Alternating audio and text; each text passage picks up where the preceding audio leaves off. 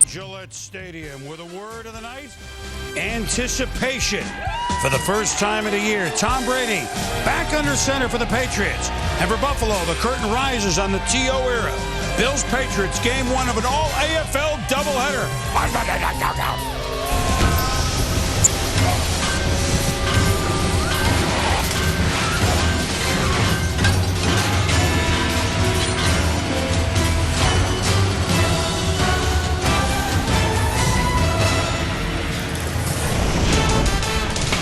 Welcome to Monday Night Countdown, served by Applebee's.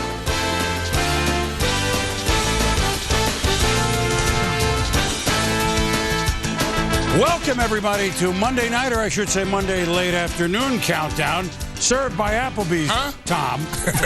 What? Who? It is an honor and a privilege to bring you the 40th season of Monday Night Football, and tonight, 2 hours to get you set for a double dip on the 50th anniversary of our league, the AFL. So, the original Standing Buffalo, the original Pat the Patriot. See, they're going to be back on the helmets tonight, which you got to like these days. Yes. The original Raiders, which is still pretty similar to this, and, of course, the original, like, lightning bolt. Cool. It doesn't look any better than this, right? Hey, I know, Key, you don't remember the AFL, but at any rate, it was a league around before you were around. And we got it tonight. We're going to celebrate 4 of the 8 original teams. I'm Chris Berman, along with Coach Mike Ditka, the Hall of Famer. Nice to see you again, Coach. Thank you, Chris. We got football on. Key, you're learning. See, we're trying to educate the youth. Hanging around the older. There you go. Chris Carter, you remember that. Boom, I got you. I'm with you. Lance Allworth, one of the best. One of the first AFL player ever in the Hall of Fame. The first one. And Tom Jackson, 23 years. I almost played against some of those guys. But you didn't wear the striped socks with Denver, right? We wore them one time. One time. Oh, and that was enough, right? That was enough. Well, we start tonight. We got plenty to talk about these games, but we start tonight. Last night's game at Lambeau Field. Of course, we have a cast of thousands from Foxborough as well, Mort, Adam, etc. But let's go to football last night, which was the 178th renewal of the oldest meeting in the NFL, and it was an old-style game. Brian Urlacher on the road. Bears comes down awkwardly on his right wrist, second quarter. More on that in a moment. Bad news for the Bears. Direct snap to Garrett Wolf on a checkoff, but they checked wrong. 6-yard Bears gamble doesn't pay off. It's a field goal. Green Bay, they're up 13-12. Bears lead 13-12, rather. Aaron Rodgers. Play action, just like Bart Starr and Boyd Dowler used to do on 3rd and 1. And the Packers completed 2-point conversion. It's now 21-16.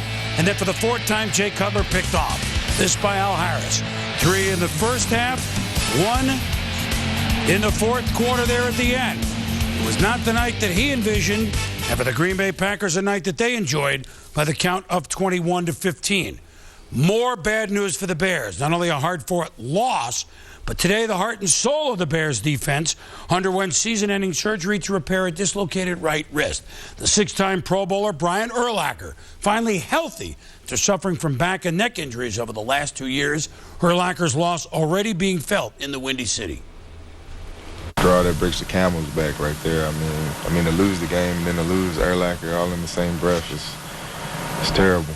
You know, Lack's a great player, and he did a lot of great things on the field on Sunday. And, you know, it's a team game, so now everybody's got to pick up and kind of step in and do a little bit more. We have guys that are capable, you know, and we're still a great defense, and we're going to have to continue to be that if we want to get to this championship. Well, I mean, that's a stunning, and the Bears played so hard despite all the interceptions and now the loss of Urlacher.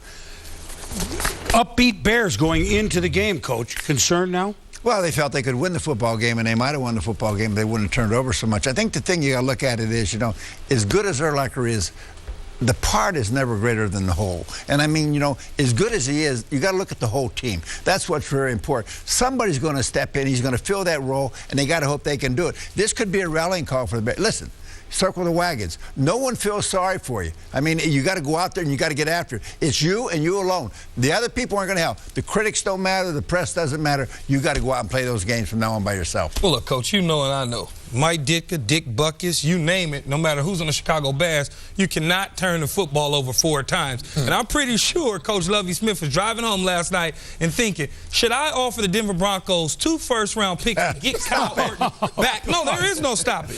When you throw the ball 4 times, possibly 6 interceptions, if the guys doesn't drop the other 2, you're looking at 6 turnovers. You can't possibly win a football game. Check note, Carolina Panthers. Win a game, turn the ball over. Coach, much respect to what you're saying as far as, you know, all hands on deck, someone else bail his water. But the truth of the matter is, this is exactly what happened to New England last year. They lost not only their offensive leader, but their team leader. And that's the way it is in Chicago for Brian Urlacher. You can't replace him. This is a rat race that he'll never catch up to. It goes on all season. Now the attrition of the season with other injuries, you cannot replace star players and their productivity and the impact to your staff. There's parity in the National Football League, but that's something that you can't do, Tommy. Well, look. He's the quarterback of the defense. They have lost that. But I think that when you think about the way the defensive line played, that's going to be the thing that's encouraging me for the Chicago Bears defense, because they took charge of that football game. Minus those turnovers, they win that game regardless of who's playing middle linebacker for them. I think that they will be all right. They're not going to be able to replace his productivity, as you said. Right. But I think if the defensive line, because that's the way defenses are built, from the front back, that D-line continues to play like that, they'll be all right. So you telling Cutler me... is the reason. That's what I'm saying. Cutler is the reason they lost the game. I know you're not about to sit up here. I know you're not about to sit up here and tell me that the 4 turnovers, no matter how great that was the game. That's the game. That's the game. Turn the ball over. And I agree with everything you guys have said. But the pass record last year was 11-5, 12-4. I'm saying, why was that? I mean, they lost one of the best football players in the history of the game. They overcame it because they're a good football team. I'm not saying they're going to replace this guy. I'm saying, but this is going to be a rallying call for them. Circle the wagons. Nobody cares, but you know, they're the only people that got to care. Here's one thing, and you got to play just a game at a time. But here's the way that division now shapes up. If you just look at early in the schedule, the Bears could have won that game and played great, other than the quarterback, obviously. But now they're home to Pittsburgh and at Seattle. That possible 0-3 start. Urlacher and no Urlacher. Fair to say? Right. Yes. The Packers, home to Cincy, at St. Louis, possible 3-0. Minnesota, at Detroit, home to San Francisco, possible 3-0. I'm not saying that the schedule doesn't balance out as we go, but you could be 3 games in now with last night's loss for Chicago and be 0-3 and have your big competitors 3-0. It's very, very possible. Let's bring in Adam Schefter now. And Adam, welcome again. I'm going to welcome you only one more time, then you're old school. How do the Bears plan to replace Urlacher? They got something going right now? Well, Boom, right now, they obviously are losing Urlacher, and they're also losing Piso Tinoasamoa, and that's a mouthful to say right now. So they need 2 linebackers. One they'll bring in is the former Penn State linebacker Tim Shaw, but Lovie Smith also has contacted Derek Brooks, and Derek Brooks would be a logical fit. He knows the Bears system. He knows Lovie Smith. He knows Rod Marinelli. So there's lots there for both sides to chew on. It would be a logical match, that reuniting taking place. Now, there's also another pair that's about to be reunited. Jeff Garcia, the former Eagles quarterback, is headed back to Philadelphia. The Eagles need a quarterback with Donovan McNabb injured. Jeff Garcia working on finalizing a deal with the Eagles. He's going back to Philadelphia. And A.J. Feely, the former Eagles quarterback, goes to Carolina, Boom. Goes to Carolina. Here I thought he might be sitting New England-ish, but the wheels turn when people get injured and the Bears lose a fan. But you're right. Marinelli, Lovie Smith, Derek Brooks, all together once upon a time as the Bucs. We'll stay tuned. We'll see you a little bit later. You and Mort can duke it out. Still ahead, my interview with Tom Brady. We got more of it. What he feels he still has to prove. Football from Tom. And how T.O. feels about the Bills' new high-octane offense. And LT, why the window may be closing on the Chargers, but not quite yet. Plus, it's the most talked about rib in Philadelphia outside of Shamrock Meats. We'll update Donovan McNabb's condition when Monday Night Countdown continues.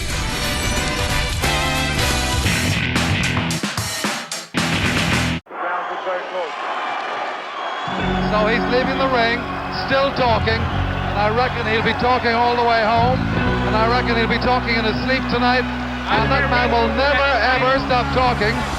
For over 2 decades, Muhammad Ali shook up the world with his robust rhetoric and forged some of the most electrifying fights ever. Never afraid to stand up for what he believed in. The beast stung and sometimes got bitten, but he never gave up the fight. He called himself the greatest, and he probably was. We bring you his best bouts both inside and outside the ring. Ali in October on ESPN Classic. For the widest choice of official North American sports merchandise, for the perfect gift to collect or just to look good and support your team, visit espnamerica.com. Larry Fitzgerald, the Japanese fighting fish. You can't stop that guy. Jump ball, you bet. Fitzgerald, of course, with the grab. He's in double coverage. It doesn't matter. Fitzgerald makes a great catch. They ran the freak fade. This guy does it week after week after week. Monday Night Football on ESPN America. And is caught for the touchdown. Start your week off right with Monday Night Countdown. Held on, touchdown. Follow that up with a live doubleheader as the Bills take on the Patriots and the Chargers visit Oakland. Live Monday Night Football tonight only on ESPN America.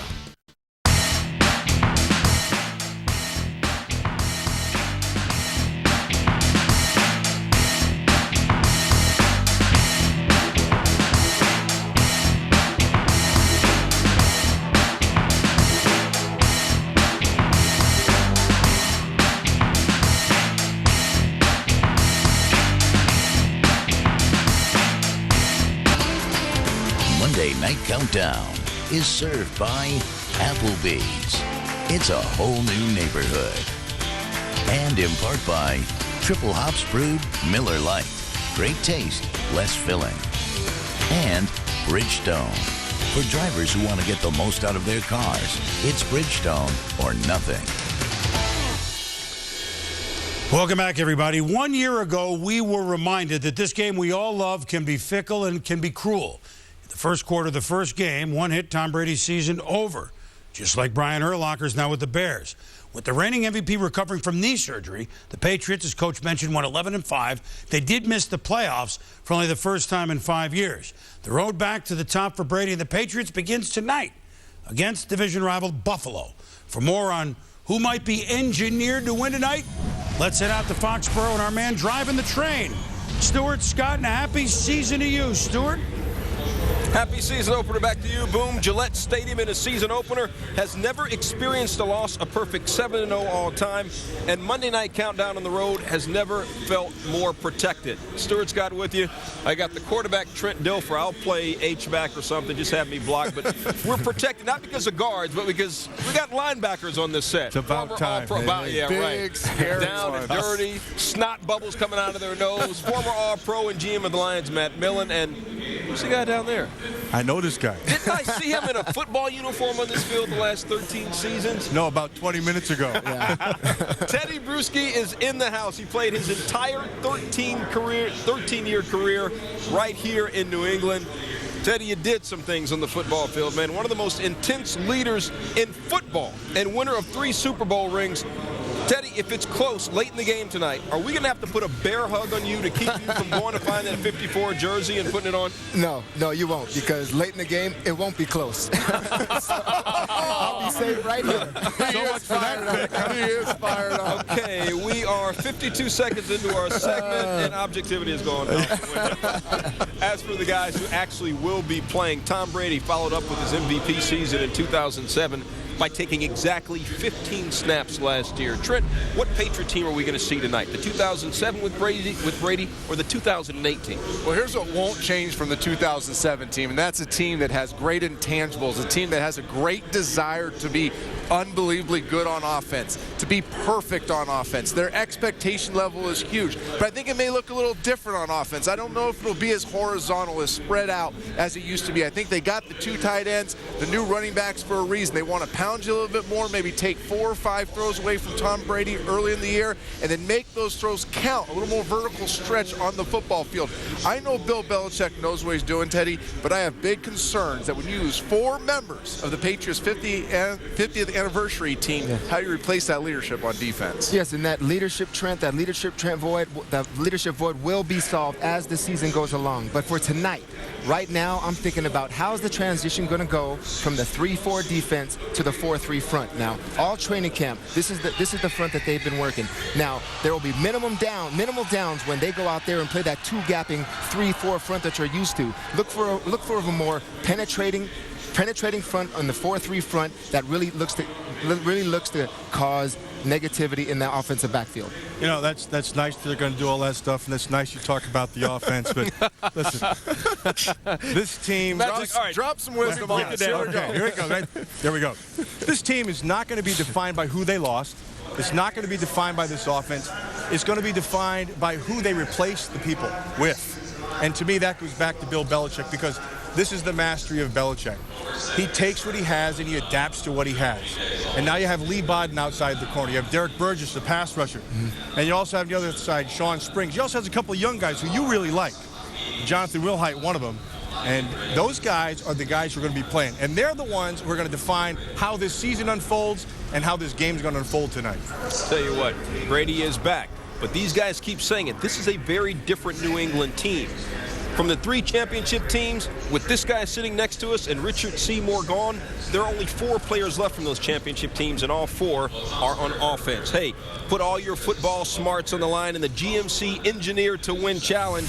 Visit ESPN.com, search GMC to test your skills with our own Tom Jackson. Still to come, T.O. set to make his Buffalo debut, but is he happy with his new offensive game plan? Susie Calver will have the latest. And Chris Mortensen will explain why Jerry Jones will be all smiles come Sunday as Cowboy Stadium makes its debut. Oh, and it has nothing to do with punts. Y'all got to stick around. We're coming back. GMC, engineered to win. Brought to you by the GMC Sierra, the official vehicle of the NFL. Go online to take the Engineered to Win Trivia Challenge.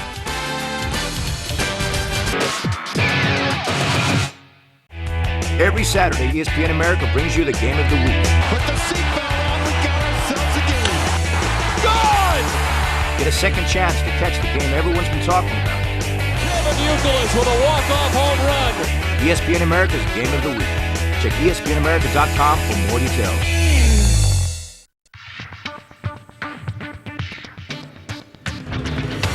Warner with it, gonna throw end zone for Urban. Touchdown, Cardinals.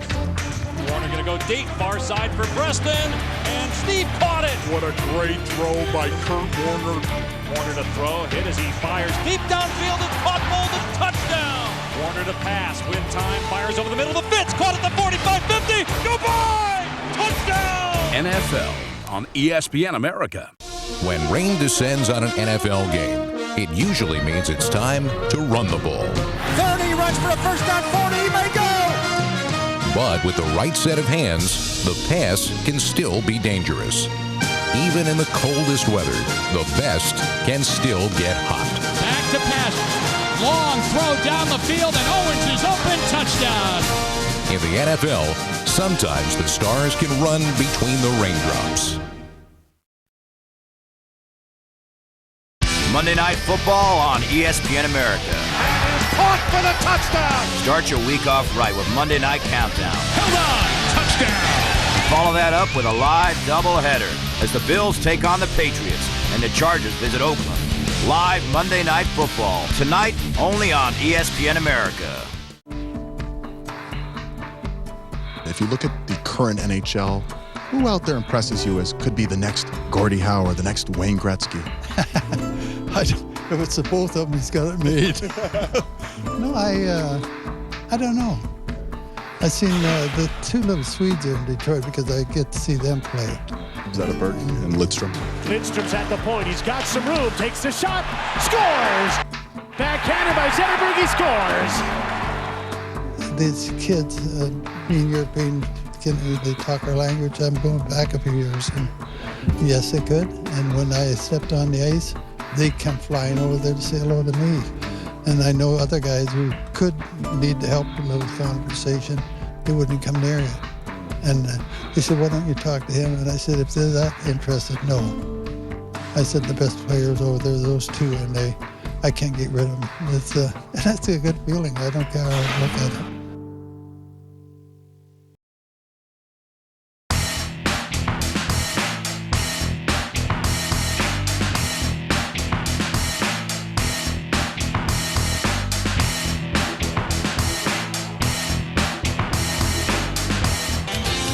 You are watching Monday Night Countdown, served by Applebee's. Terrell Owens' run in Dallas officially over after 3 years. Owens cut loose by the Cowboys. Jerry is following the advice of many, many people here. It's certainly a tough decision. When you bring in T.O., you bring in a great talent, but also bring in some big headaches. And right now, the headaches are outweighing the talent. Where is the next likely stop for Terrell Owens? Nobody knows. Owens' fourth NFL team will be the Buffalo Bills. Leaving America's team to come to North America's team. And there he is, the T.O. era in Buffalo, starting tonight. The Bills arriving in Foxborough. They've lost to the Patriots 11 straight times. With more on how T.O. and the Bills plan to end that streak against the Pats. Let's check in now with Susie Kalber with a team report from Foxborough. And Susie, we better hurry up, right? Now, Chris, the producers gave me extra time because I'm talking about your Bills, right? Right, of course. Anything you want. How about all the changes that these Bills have undergone? 9 days before the season starts, they fire their offensive coordinator, Turk Schonert. They go with the no huddle despite its ineffectiveness in the preseason, and they make changes along the offensive line, starting 2 rookie guards and a left tackle who has never played it down in the NFL. Well, I asked the newest star receiver what he was thinking when all these changes went down. Happens. And, you know, I've been prepared for it. Look what happened to me in March. I didn't see that coming. So anything out of the ordinary doesn't surprise me at this point. First thing that comes to mind when I say no huddle. Tiring. But, you know, even with that, you know, seriously, the no huddle offense, it can be fun. And I think with the guys that we got, I mean, we can tear guys apart. You know, as long as we are executing offense, keeping the defense on their heels, the no huddle can be advantageous to anybody with some weapons, and definitely we have some weapons on offense. Well, they do have weapons, and T.O. doesn't seem fazed that he only played in 1 series with his starting quarterback. But if you ask Trent Edwards, he'll tell you, I'd like to say we're where we want to be, but that would be a lie. It's going to take about 7 or 8 weeks to get there. Chris, do you think then they'll be able to circle the wagons? Well, 7 or 8 weeks, that's a lot of no huddles, that's for sure. We'll get back to you soon, and they're going to go longer than that. First of all, for any football fan watching tonight, let me just say this. Any football fan. So a pro football team is going to run a no huddle for 60 minutes, and I don't care who's playing, like the Wildcat last year. That'll never work. But now every team is running it. So just as a football thing, I find it interesting that a team is dedicated to this. Somehow I don't think you find it that interesting, Chris, for the Bills. Well, the schedule makers, the way they scheduled it with the Bills going to this no huddle, and if I'm going to the electric chair, I wouldn't speed up the process. Tell them come get me 2 days early. I mean, football is a game of opportunities, creating opportunity for yourself and negating the opportunities of the opposition. T.O., what you need to watch in this offense is lack of conditioning. Play 1 series with the quarterback. His conditioning is way, way behind. Now, T.O. is one of the best conditioned athletes in the National Football League. You're trying to go no huddle. Your star receiver has not participated in most of training camp. That will be an issue, Key. Well, you look, making a change this late with the philosophy of the offense tells me something. Somebody's not on the same page. I don't know if it's the head coach, the players, the quarterback, whoever it is, Tommy. It's a problem there because you can't expect the New England Patriots to sit back and go, oh, okay, we're not going to hang 70 on you. All you're doing is giving them an opportunity to get more chances to ring up the scoreboard, and that's something they're going to do. The formula for success, and we don't see it all that often against the Patriots. Giants, take a look at what they did in the Super Bowl a few years ago. Long, extended drives. Use up the clock. The last two times, in 07, when the Patriots played the Bills, combined score 94-17 Patriots, 56-10 in Buffalo. You're in New England, and you are going to give them more opportunities with the football than you did that year. It's hard for me to imagine what the score is going to be, and how disconcerting to hear that comment from the quarterback. We ought to be where we want to be in 7 or 8 weeks. Just think about it. That's all I'm saying. Just think about it. I don't know if the coach has 7 or 8 weeks. Well, evidently the coordinator didn't. Yeah. And Right. why? I mean, it doesn't make no sense to me. You're the head coach of a football team. You run the offense, you run the defense, and you run the special team. You're part of every meeting that goes on. You've got to know what goes on. If you don't agree with something, you stop it immediately. You don't let it continue. Now, somebody, you said it, I don't know huddle has befuddled somebody because they're not on the same page. And if you're not on the same page as the coaching staff, the players will see it, and they aren't going to perform. That's all there is to it. Here's one thing about the no huddle. It doesn't say you must snap it within 12 seconds. That's how we're going to get the defense off the field. I understand that it's not huddling up, but Peyton Manning, who goes and runs many no-huddle plays, gets up and snaps it at 3 or 2. Right? So, I mean, it doesn't necessarily say they're trying to get more plays in so they can do that. They the Bills, look, the Bills couldn't score it all last year.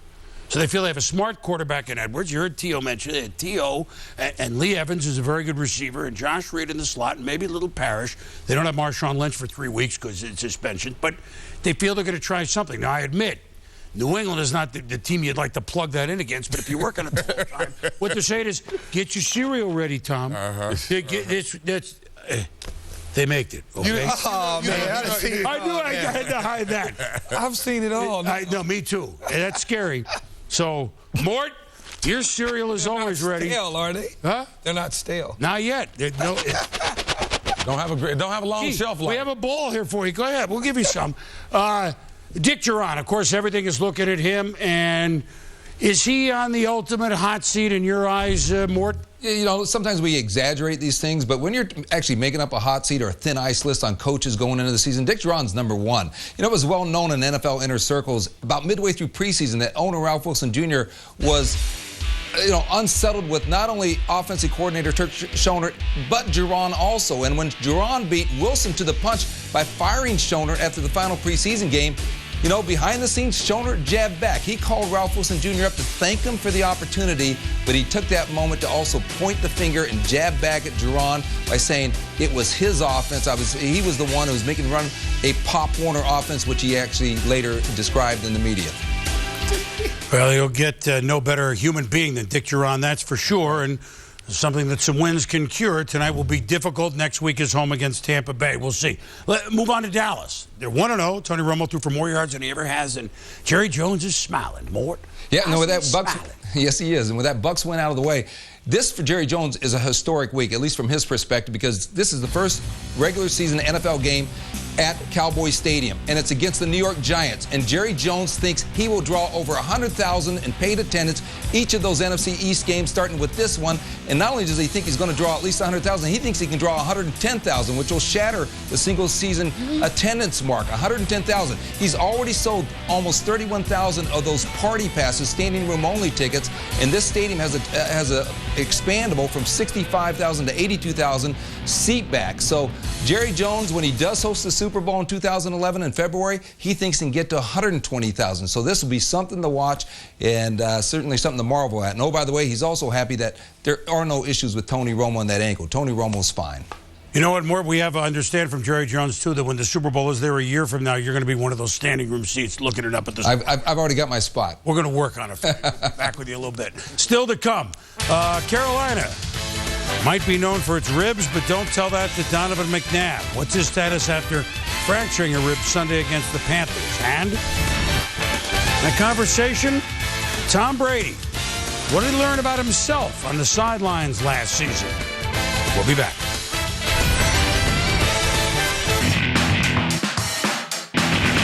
The big game is back.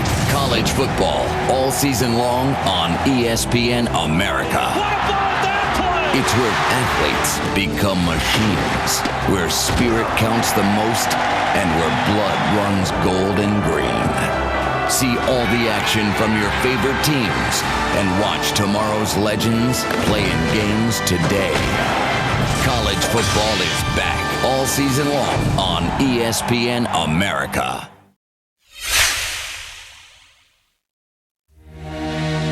At the end of the tunnel, more than light waits. After months of darkness, the echoes have faded, the past dim. On a different page of the calendar, nature restores itself. Hope revives its spirit. For some, that's April. For us, And there he goes! He's gone! He's gone! let the breeze of spring and the haze of summer make way to a higher passion and a new pursuit, which is the old pursuit. Touchdown! Which is the game. Which is the team. Which is the win. Game, set, match, over. Which is the ring. Tim Tebow is going to will his team to a victory. Between the hedges, inside the swamp, down in the valley, beneath the dome. Are you kidding me? Holy smokes! Oh, my! Saturday. It's more than the light at the end of the tunnel. In fact, it's not the end at all. It's the beginning. Kick it off.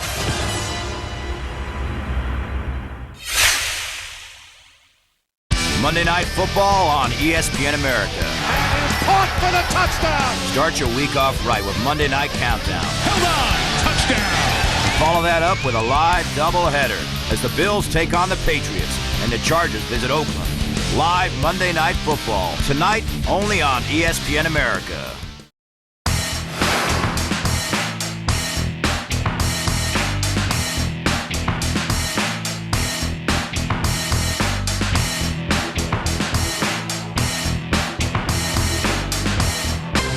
Wes Welker, what an addition. He's been to the Patriots in the slot.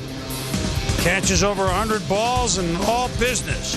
For more on Welker, Tom Brady, the Patriots, back out to Gillette Stadium, and Wendy Nix with a team report. Good evening, Wendy. You can talk to me.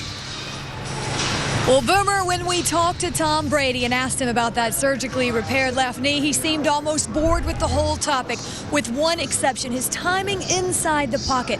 Will he hesitate in the slightest? Brady said he doesn't think so, but did say he cannot know for sure until he plays in a real game. Not even the preseason, he said, will tell you that. It will be the #1 question the Patriots quarterback tries to answer tonight. But as he said in summation, trust me, nobody is more anxious to find out than I am. Boomer? All right, well, that's for sure. Everybody will be watching. We'll get back to you later, Wendy. And tell you what, this is a pretty good chart right here. Super Bowl era. You know all of them. You don't. They're the four. We're number 12. Terry Bradshaw, Joe Montana, Roger Staubach. But Tom Brady, winning percentage with over 100 starts, is the best of the era. And he's looking to add on to it tonight. And this season, he is chomping at the bit. Meanwhile, guy's got a pretty good winning percentage himself. Donovan McNabb and the Eagles at Carolina to face Carolina Panthers. And it would start early against Jake Delhomme. Cole with the sack. Abamiri with the recovery. 10-7 Eagles. After the Panthers came right down and scored 7-0. Jake, daylight come, he had to go home. Hakeem Jordan with the pick. 4 picks plus the fumbles. 5 turnovers to Delhomme. Later in the third, what was a great day turned not so great. Donovan McNabb with a touchdown. And as Tommy pointed out, it looked late. Lewis with the hit there. And Michael Vick watching up top. The Eagles win at 38-10, but now Donovan McNabb cracked rib. The Eagles obviously don't want to jeopardize Donovan McNabb's status for the rest of the 2009 season, and that's why they're being smart and they're being cautious. And that's why Kevin Cobb, who will take all of the first-team reps with the offense in practice on Wednesday, is likely to start in the home opener against the Saints on Sunday. Now, Andy Reid knows that Kevin Kolb has been very sloppy in relief twice, last year against Baltimore and on Sunday against Carolina, and he wants him to be much more careful with the football. In 18 offensive series, Kolb has turned the ball over 1/3 of the time, 6 turnovers, and the Eagles have had 0 points on offense. And Boomer, that's not going to work against the Saints. No, thank you very much, Sal. It will not, because the Saints picked up where they left off last year, where they were football's highest scoring team, and Drew Brees only threw 6 touchdown passes. So maybe McNabb can go, but let's bring in one of our quarterbacks here, Trent Dilfer. We talked about it a little bit last night, Trent, on Primetime Sports Center. You played with a crack rib, maybe not exactly where McNabb has it. What's it like to play, and could he? Well, Boom, there's certain injuries you can compensate for as a quarterback because you're not a dynamic athlete all the time. Unfortunately, a cracked rib is not one of them. It's unavoidable that when you throw a football, you got to engage your core. Well, your core, your obliques are attached to that cracked rib of Donovan McNabb's in his lower left. So every time he goes to rotate to throw a football, it's pulling on that crack, and the pain is immense. Here's what I can tell you about Donovan McNabb. He's not going to sleep real well. He's going to hurt when he coughs, when he laughs. This is going to be a drawn-out process. You got to remember also, Boom, it's not just getting to the point where you can throw again. He's got to get the confidence where he can take another hit in that area and feel like it's not going to break again. This is a tall order for Donovan McNabb. Well, you know that as soon as he's close, he'll be in there. He's played with cracked ribs up higher before. I don't know about right here. Thanks, Trent. We'll get back to you guys in a while. Still to come, we'll preview Game 2 of our Monday Night Double Dip. Is it now or never for the Lightning Bolts? And this early in the season, you know there had to be plenty of plays from Sunday that had us screaming at the TV, "Come on, man!" It's coming up.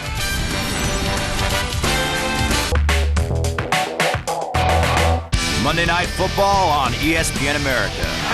Caught for the touchdown! Start your week off right with Monday Night Countdown. Held on! Touchdown! Follow that up with a live doubleheader as the Bills take on the Patriots and the Chargers visit Oakland.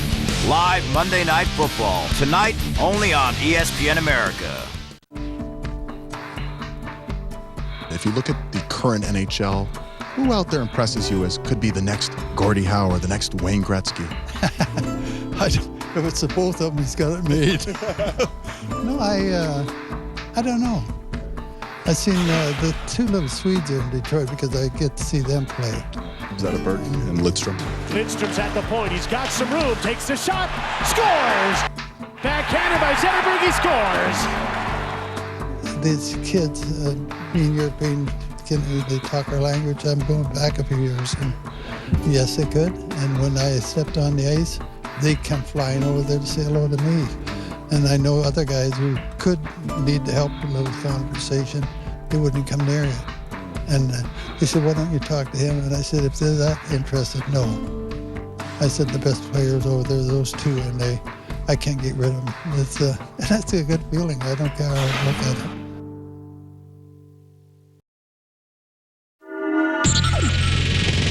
Hi, this is Tony Kornheiser from Pardon the Interruption, and you are watching ESPN America, American for Sports. PTI. For the widest choice of official North American sports merchandise, for the perfect gift to collect or just to look good and support your team, visit ESPNAmerica.com.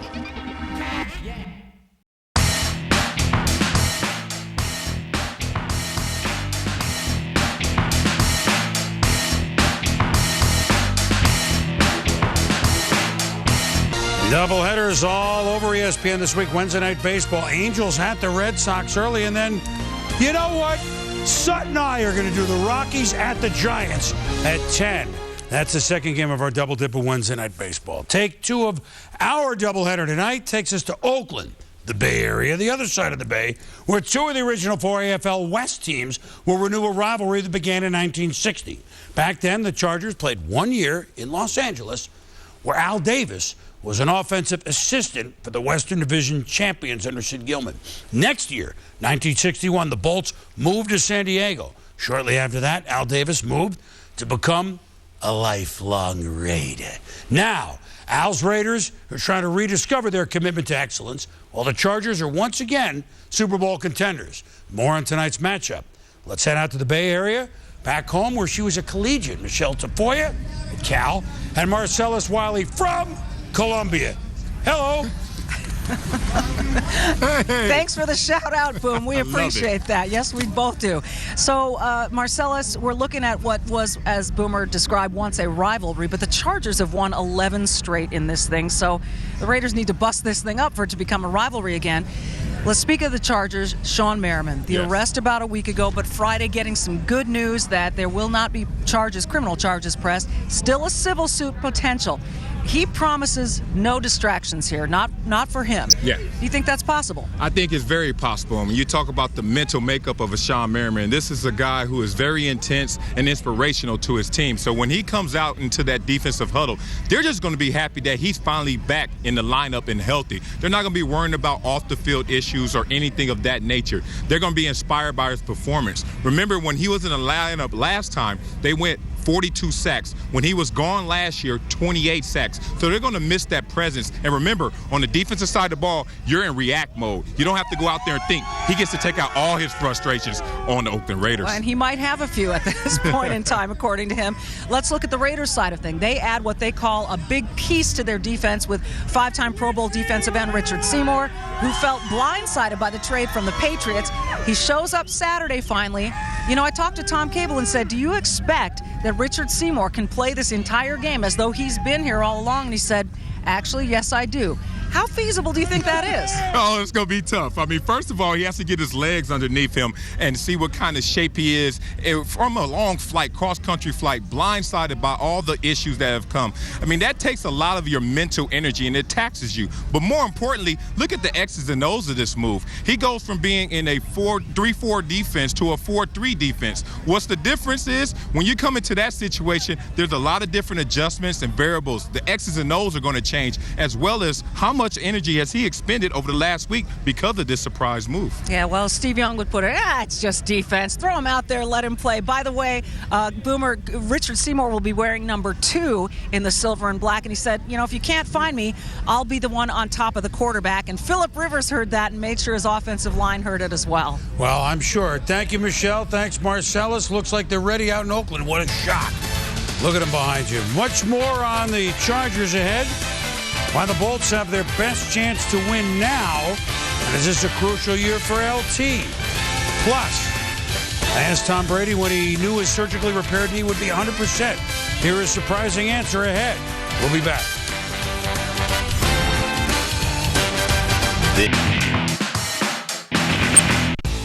Sign up to the ESPN America newsletter and be the first to know all about the best matchups for the month ahead.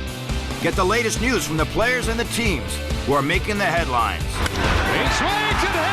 Be the first to view the exclusive offers from our online shop and win lots of prizes in our exclusive competitions and promotions. All from the only channel dedicated to North American sports. Visit espnamerica.com for more details and scheduling information. His first professional pass is a 62-yard strike to Michael Jenkins. They don't script this stuff in Hollywood, Arch. A laser shot from Matt Ryan. It's a bootleg on 4th and 3 inches. Caught! Touchdown!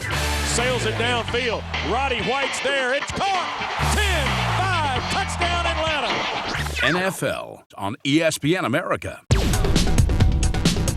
For the widest choice of official North American sports merchandise. For the perfect gift to collect or just to look good and support your team, visit espnamerica.com.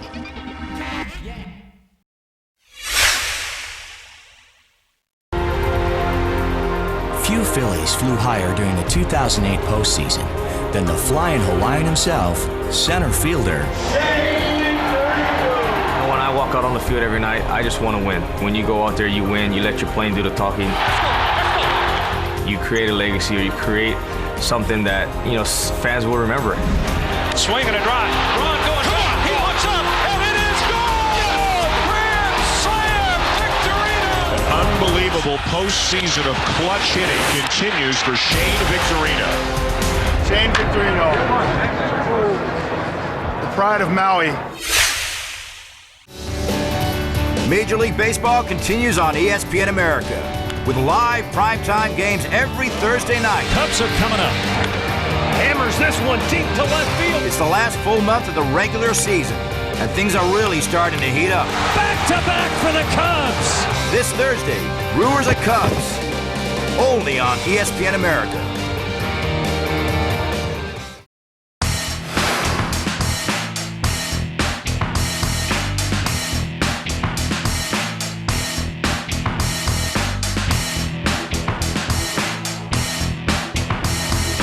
Welcome back to Monday Night Countdown. Patriots at it again this offseason. Key veteran available, we'll take him.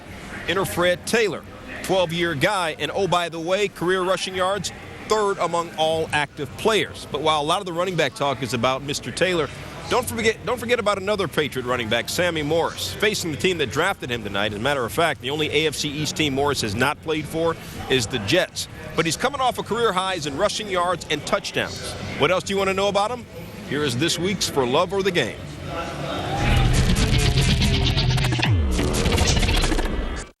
Hi, this is Sammy Morris, running back for the New England Patriots, and you're watching ESPN The Magazine's For the Love or the Game. My name is Leslie Morris. I am wife of Sammy Morris, running back of the New England Patriots, and mash Lawrence's answers out the water. I'm Lawrence Moreeeee, number 39, running back for New England Patriots. No telling how many I might get right, but I don't think I'm gonna beat his wife, though. The first car he had was a silver Sentra. He was telling me he had a Beetle back in his days. I thought he was joking with me. The first car that I ever owned was actually given to me by my parents. It was a 1994 Nissan Sentra Silver. My husband has way more shoes than I do. And if you counted the ones he left in Texas, I would say about 200 pair. He tried to, switch his shoe game up and stay in some different type of shoes. So, I seen at least 35 different pair. There's at least 20 here. There's probably at least another 15 to 20 at my place in Texas. I own a lot of shoes. Sammy has a BlackBerry, and he spends lots of time on it, but it's not necessarily for texting. He's addicted to the poker game. He's a BlackBerry guy, and I think that boy have his phone on him all the time. I am absolutely a BlackBerry guy, and I'm on it pretty much 24/7. Alicia Keys. That is, I'm gonna have to say Alicia Keys. Megan Fox. Yeah. My celebrity crush at the moment, I think, would have to be Megan Fox. I'd have to say that. Clearly, my wife knows me best, although Lawrence did do well. Thank you guys for watching. Bye.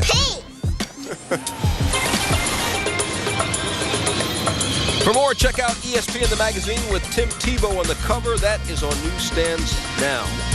As for the Patriots' opponent tonight, since the NFL realigned divisions in 2002, only 3 teams have not made the playoffs. The Lions, sorry, Matt, I had to say it. That's uncomfortable being in the middle there. You're uncomfortable. Houston and the Buffalo Bills. In fact, they haven't made the playoffs in 10 years. Matt, what do they have to do? Just go. You can give them a hug. We do man hugs up here. What does Buffalo have to do to change that around? I think the biggest thing, you talk about the Buffalo Bills, you can talk about the no-huddle offense, you can talk about firing hot seats and all the stuff they talk about. All that is moot unless one thing happens, and that is the up front with the offensive line. And it's a redistributed offensive line tonight. Take a look at this. Demetrius Bell making his first start. Andy Levitre and Eric Wood are rookies. Hangartner they got from Carolina they brought in. It'll be his first start as a Bill. And Brad Butler, they moved from the inside out, from guard to tackle. So this is completely reshuffled offensive line. And anybody who follows football knows that the bottom line of any kind of offense starts up front. Now, I like the coach they have in Buffalo. Sean Kugler is a good coach. I like exactly what they're trying to do with it, but it's a tall order to start them, especially against this front. Yeah, and the last time I checked, the only way you can make up for a lack of talent on the offensive line is continuity. Bingo. And unfortunately, the Buffalo Bills don't have either right now. This is a tough formula. The problem also is that Trent Edwards recognizes it. And to play successful quarterback in the National Football League, and Ted, you know this is, we got to have blinders on as quarterbacks. You can't be talking about the weakness of your offensive line. He's saying that this team could be in deep trouble. And also what's going to hurt the Buffalo Bills offense is the loss of Marshawn Lynch for the first 3 games, who's not here on suspension. Now, in order for the offense to succeed for the Buffalo Bills, they need help. They need their defense to cause turnovers, and they're going to need their special teams to come up big, namely Roscoe Parrish, who's led the NFL in punt return average the last 2 years. Something else would help Buffalo is not playing New England tonight. Teddy, how many straight games has New England beat Buffalo? 11 straight, 16 out of 17. Yeah, okay. Yeah. But who's counting? Who's counting? Jeez, Ted. Could you at least hesitate a little bit? Tell you what, though, if the Bills do make the postseason this year, they will have earned it. This is a team, 13 of the 16 games that they play this year are against teams that were 500 or better last year. So, again, don't play the Patriots so many times. Teddy Bruschi will have a job in research after this show. Still to come, since their Super Bowl 42 loss to the Giants, the Patriots defense has been overhauled. Why we don't think that will be a problem for New England. And the plays that made us scratch our heads and wonder what's going on. It's the season premiere of Come On, Man! You don't want to miss it.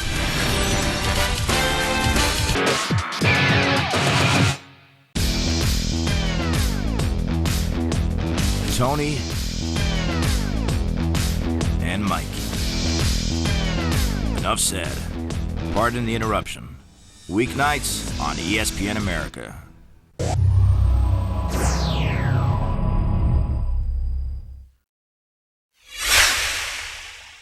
Verlander has great stuff again tonight. Swing and a miss. He got him on strikes. 94-mile-an-hour fastball. Whenever you throw 100 miles an hour on top of that, you're just gonna be unhittable. An absolute gem of a win here tonight. You look at his last 23 innings, 11 hit, 31 strikeouts. What an outing for Justin Verlander. Career high 13 strikeouts today.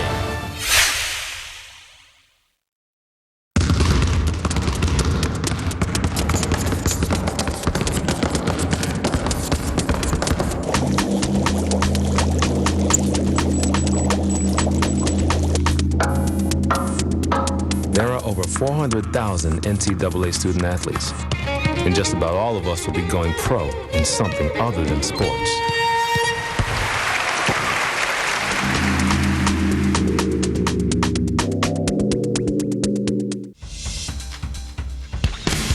Ben is back. He's going to throw it long. There's a man open. This pass will be touchdown. Terrific job by Ben, but that was Ben at his best. Ben gets the snap. He's back. Throws it back corner of the end zone. Santonio with a touchdown. You got to give Roethlisberger credit. That was a heck of a play. NFL on ESPN America. Monday Night Football on ESPN America. Caught for the touchdown. Start your week off right with Monday Night Countdown. Touchdown. Follow that up with a live doubleheader as the Bills take on the Patriots and the Chargers visit Oakland. Live Monday Night Football, tonight only on ESPN America.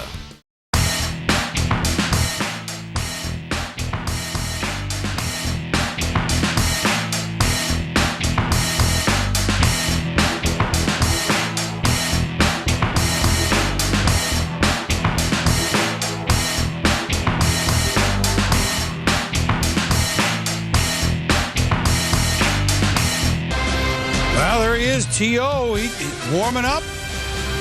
Look at that get up. A couple hours before the game.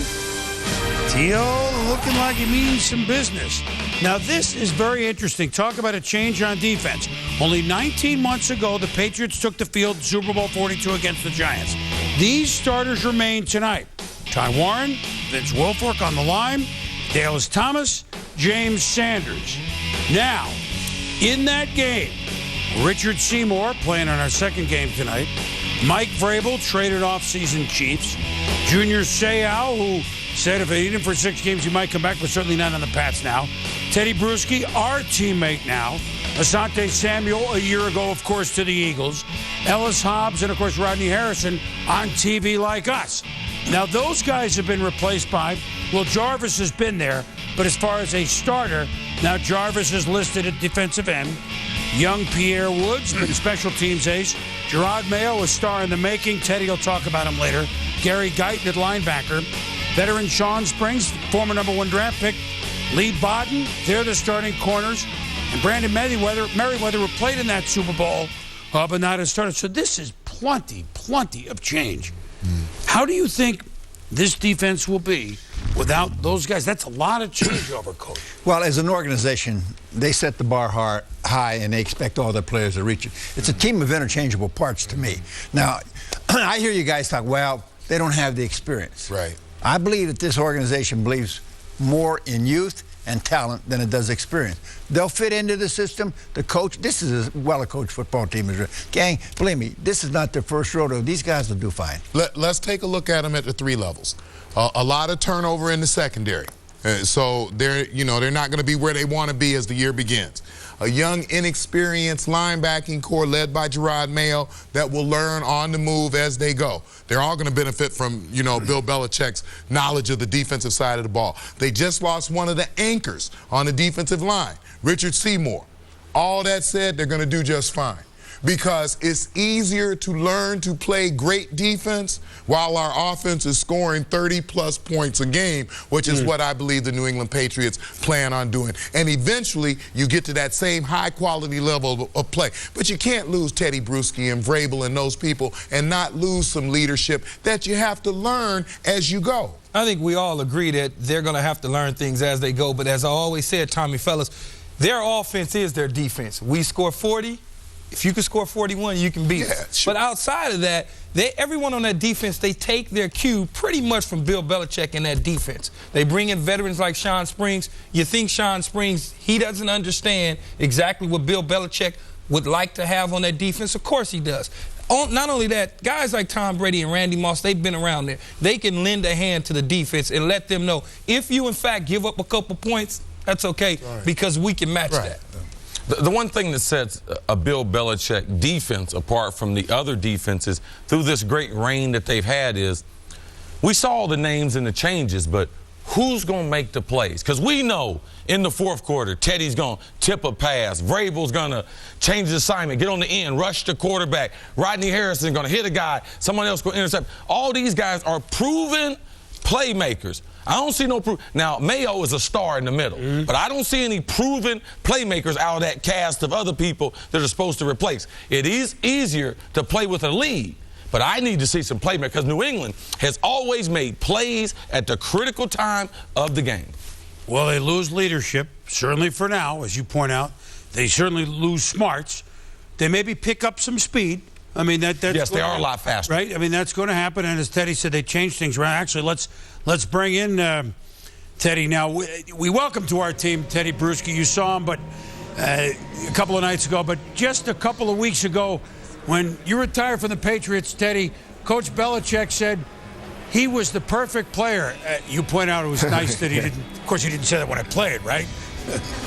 Yeah, it took him 13 years to give me a compliment like that, Boom. But we talk about this defense, and a lot's been said about the leadership loss, but I think that leadership gets picked up at every level this year. Along the defensive line, Vince Wilfork is ready to be more vocal.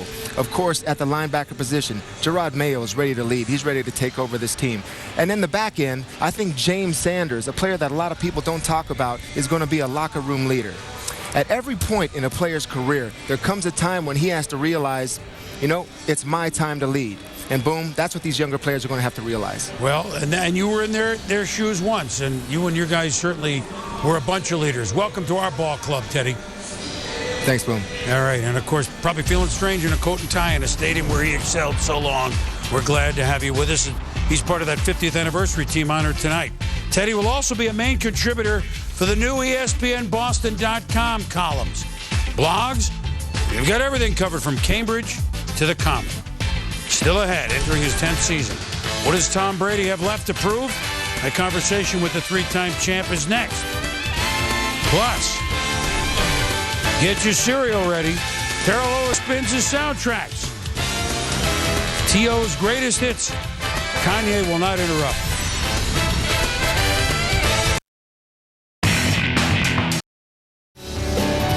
Major League Baseball continues on ESPN America.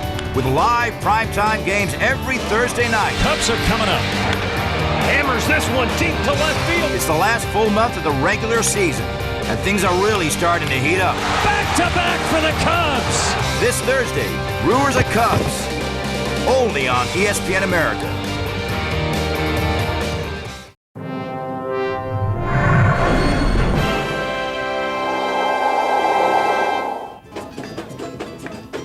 In the beautiful city of Rio de Janeiro, beauty and the good life can only be overshadowed by one thing.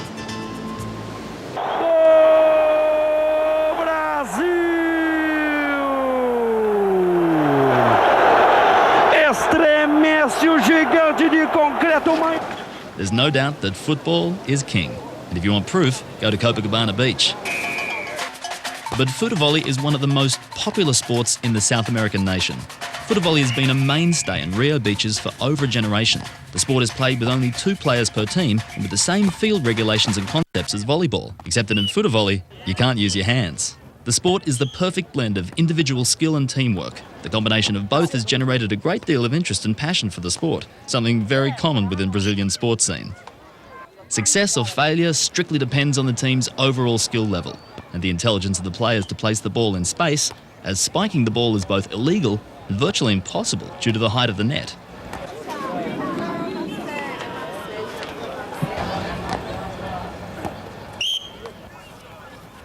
Each point begins with a serve as the ball is placed on a small sandhill.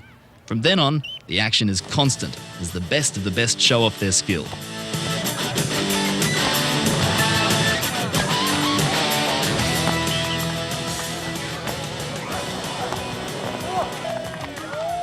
The style and grace that each player possesses at the highest level awes even the most skilled and passionate of followers.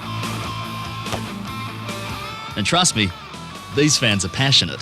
Foot volley, which started out as a game played between young cariocas who spent their days on the beach, is now one of the fastest growing professional sports in the world, providing an even brighter prospect for future generations of players. Stay tuned for more amazing games right here on ESPN.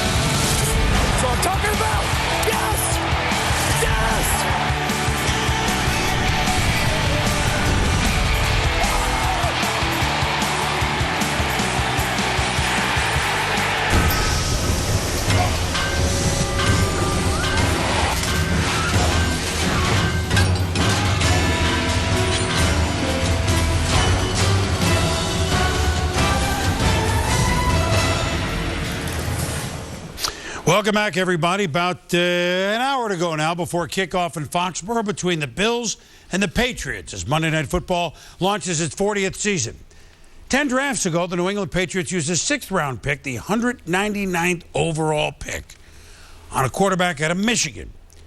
How did that turn out? In less than a decade, Tom Brady has left an indelible mark on the game as both a 3-time champion and a respected leader. Earlier this month, I had a chance to sit down with the 2007 MVP, and we discussed his recovery from season-ending knee surgery a year ago.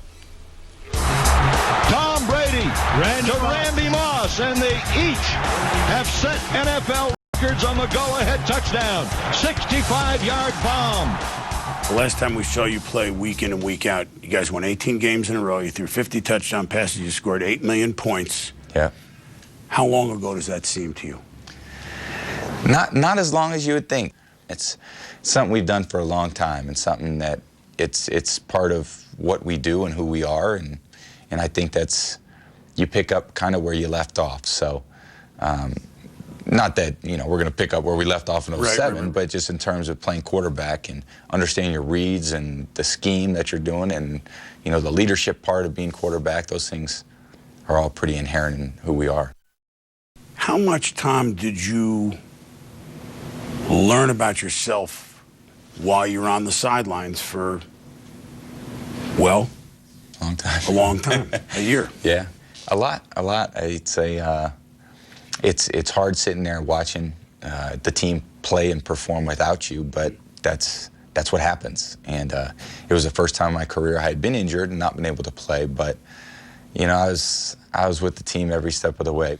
I saw a lot of football, you know, over the course of the year. I watched as many games as, you know, were on TV, and you learn a lot about watching other teams and, you know, watching our competition and also watching, you know, our team and how we continued to build throughout last season and how we can use that as momentum, hopefully, coming into this season. The regular season is upon us. When will you know without a doubt the knee's ready to go? That there's no question. I knew it Super Bowl Sunday this year. Did you? This past, yeah, I was out there throwing the football around and watching the game. I knew that was something that, you know, I wanted to make sure I was ready for, you know, that game. And rather than go out and watch those guys play, I wanted to go out and throw the ball around a little bit. And I knew at that point I was going to be fine. Do you, Tom, think you have something else to prove? Maybe even to yourself? You've done all the work. It feels great. Now you're playing. Is there something else to prove? I'm always trying to, you know, I think naturally I have a very fragile confidence. And not that I can play, but that I can, not that I can lead, that I want to go out and prove it every day.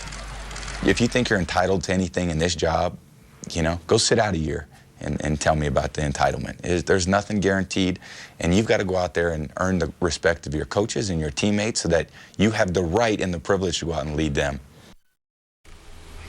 Well, you talk about somebody anxious to begin again his journey in pro football. You're looking at him there, Tom Brady, who just turned 32, still very young for that position, and somebody who worked his tail off to be in tip-top shape. And, of course, everybody held their collective breaths when the largest man this side of Ted Washington, Albert Haynesworth, fell on him in week 3 of the preseason, and Brady landed hard on his throwing shoulder. He's listed as probable. I like his chances of playing tonight. So, Tom Brady, back on the field. What do we expect of him, Key? Look, here's the bottom line. I'm considered an instant evaluator. When I had an opportunity to watch Tom Brady in the preseason, fellas, it didn't take me long to say, oh, he has the same form and everything looks the same as 2007.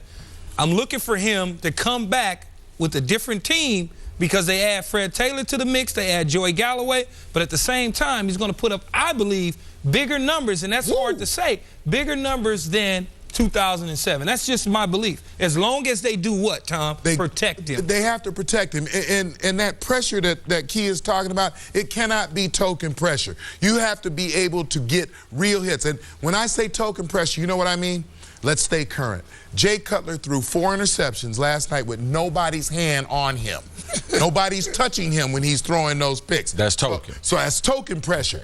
Pressure that where you put the helmet in chest and you drive through, you put them on the ground, that's real pressure. And that's the only thing that I believe can derail the New England Patriots. That giant Super Bowl pressure. That's pressure. Tommy, he's a man on a mission. I mean, he's the ultimate warrior. He wants to prove to everybody he is who we think he is. We made him Superman. No, we did. And he proved that he was very close to it, and then he proved that he got hurt. He's going to come back to that. They may try to put 80 on these guys tonight.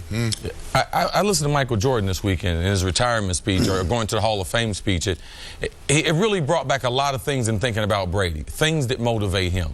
Tom Brady's last football game was when the Giants, the G-men, took their perfect season away from him, and Tom Brady was hit too many times.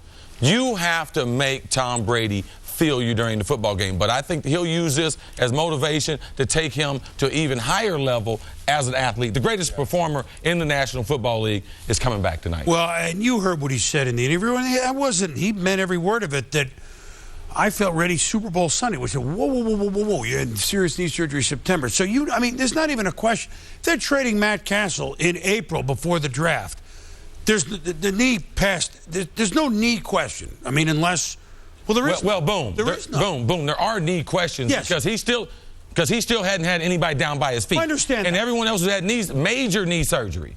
All right, he is Tom Brady, but he's human. No. But I just mean it's not quite ready, but we're sending him out there ready. Yes, to go. yes, sir. Yes, sir. And boom, we talked about in our meeting earlier today. We talked about Tom Brady and sitting out, having the opportunity to watch everything from afar. He talked about it, Keith. Great athletes, when they have injuries or setbacks and they have an opportunity to look at everything, they come back even stronger. I mean, you just look at, you say Michael Jordan in basketball retired a little bit. He had a chance to kind of sit back. He was better the second time around than he was the first time around. Well, Tom said, I missed the plane rides. I missed the joking with the guy. I mean, you got to do, right?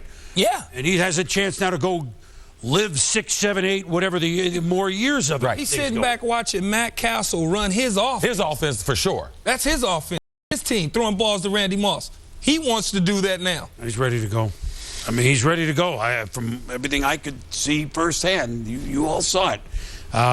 For more on the much-anticipated start of Mr. Brady, let's head back out to Foxborough. Stewart and the gang.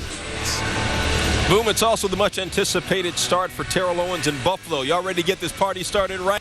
The T.O. show is back. But if you think I'm talking about the Monday night opener for Terrell Owens, no. I'm talking about his reality show. Yeah, re-up for another season on VH1. So forget being second all-time in career touchdown catches. On his reality show, Terrell Owens shows his emotional side. Where do you think he learned how not to be shy? On NFL soundtracks, being mic'd up. We could have given you a 15-minute piece, but instead we edited it down to a tidy minute 30.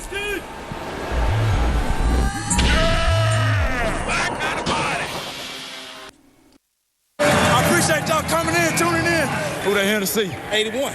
What? 81, baby. It's a T.O. show right now. They want a show. They about to get one. All I want to know if you got your popcorn ready. Do you got your popcorn ready? That guy playing me one-on-one. That's disrespectful. We saw it. That's disrespectful. Garcia almost slipped as he took the ball. He wants to throw. He wants the end zone. He wants Owens, and he's got him. Touchdown. They say Randy Moss, Mr. Clutch. They better take another look. They ain't ready for this. I'm in a league of my own. They ain't ready for me. McNabb. He fires. He completes it to Terrell Owens. Breaks a tackle at the 5. He scores. Let's go. They hate to love me. Hate me if you want to, but I love me. I know you don't want me to shine, but I'm going to shine anyway, because I love me some me. We're going to have to win the game. Let's get our asses up and let's go, man. Who can make a play? I can. Who can make a play? I can. Let's go, T.O. Let's go, T.O. It's just a matter of time. It's just a matter of time. Give me someone outside one-on-one. I got him all day. Garcia to throw, and he throws way down the right sideline. Owens is all alone. He's got it. 15, 10, 5. Touchdown, 49ers. 104 remaining, first half of play. That's all, folks. He really needs to work on coming out of his shell. He really does. I tell you what, though. We say a lot about him and looking good in that spandex. That slant go he just ran was on point. But the Bills are T.O.'s 4th different team in the last 7 seasons. Buffalo has not won a playoff game since T.O. was in college. How does he impact this team right now, Teddy Bruschi? I tell you, to turn around a losing team, you need winning attitudes. That's what you need. And can he have a winning attitude the entire year? Because when this team struggles, and they will struggle, can he be a leader and say, you know what, guys, let's turn this around. I will help, and I will be an answer. You know what else you need to turn around losing teams are great football players. And T.O. is no longer a great football player. He's no longer a great player. Not at all. Your legacy does not ensure your future in the National Football League. I watched all the film of T.O. last year. Towards the end of the year, this was an old football player. He's lost the suddenness in his feet, the explosiveness in and out of routes. Because of that, I do no longer believe he's in the upper echelon of receivers in this league. Because of that, he's going to have a minimal factor for this football team. Well, you know, there might be some who disagree with you. They might reside in Buffalo because they went this offseason and they said, listen, can T.O. make a difference on this team? And the answer is yes. Is he still a playmaker? Yeah, absolutely. But he's 35 years old. He's not the same guy we just watched in those clips, but he's still capable of making a big play. And if you forget about him, that guy will hit you. Don't forget, on the other side, Lee Evans is there. So automatically he's going to help the balance of this team because he's going to help take pressure off of Lee Evans. So I think T.O. helps. Let's look think long term. Let's fast forward to the end of the regular season. Take into effect on the field, off the field, everything. Will it have been worth it for the Bills to sign him? I say yes. I say no. I say he's burned too many bridges. He has to show me otherwise. Not worth it. Tell you what, short term though, it might work. You might want to expect some fireworks. In T.O.'s last 10 Monday night games, he's had 13 touchdown catches. And don't forget about the other 81 in this game. Terrell Owens with 139, Randy Moss with 135, our second and third all-time on the career touchdown catch list. Only Jerry Rice has more, and Jerry Rice has like 11 bajillion touchdown catches, so I think his record is safe. Coming up, after missing the playoffs last season, are the Patriots ready for another Super Bowl run? Why perfection might not be out of the question. And we are unmasking the man who wears the shaded mask for the Chargers. Hey, get to know LaDainian Tomlinson in his own words. Stick and stay. Monday Night Countdown, roll it back.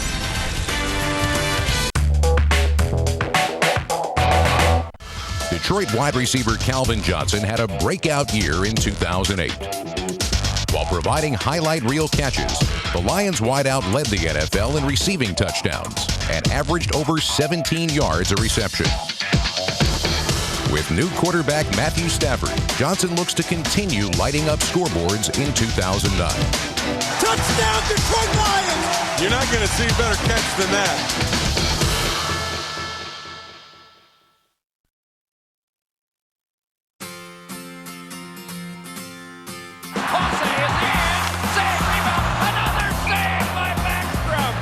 Display of athleticism. Nicholas, you went undrafted and you weren't sure, I guess, where your future was going to go in hockey. How did you get NHL scouts and GMs to recognize you? I don't know how it happened. Probably I had some good years back home in Finland, and biggest thing I played on a really good team was back then it was one of the top team in Europe. So that's probably the biggest thing for me, that when a team has success, they notice the players there, and then I had a chance to play on the Finnish national team, so that's probably those things helped me a lot. Big save, Backstrom. And there's been this influx of great Finnish goalies. Any explanation how come, you know, you and Vesa and Mika have been able to sort of elevate your games to the level it's at? I think it's because back home in Finland you have a goalie coach since you're 7-8 years old, so you learn the techniques when you're young, and I think the biggest thing was for us to see that we can play here, and Mika and Vesa opened the door for the rest of us. Kelly, another save by Toskala. Kiprusoff, what a save he makes again! Those two guys helped us a lot. Monday Night Football on ESPN America. Caught for the touchdown! Start your week off right with Monday Night Countdown. Held on! Touchdown! Follow that up with a live doubleheader as the Bills take on the Patriots and the Chargers visit Oakland. Live Monday Night Football, tonight only on ESPN America.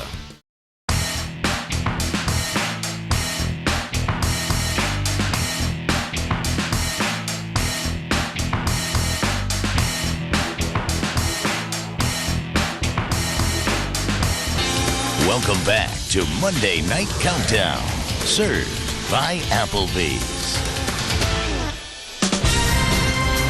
Well, don't tell me that doesn't feel like a good sight for New England Patriot fans in the throwback jerseys. Tom Brady stepping out to the field to warm up for tonight's Monday Night Football opener against the Buffalo Bills. All from an MVP of a couple of years ago to one the year before. There is no opponent LaDainian Tomlinson would rather face than the Oakland Raiders. San Diego, like New England against Buffalo, the Chargers have won 11 straight against their division rivals, and LT has been a big part of that success. He's made the silver and black defense feel black and blue. Over the last 8 years, rushing for about 119 yards a game with 19 touchdowns. If the Raiders can't unmask him, maybe we can.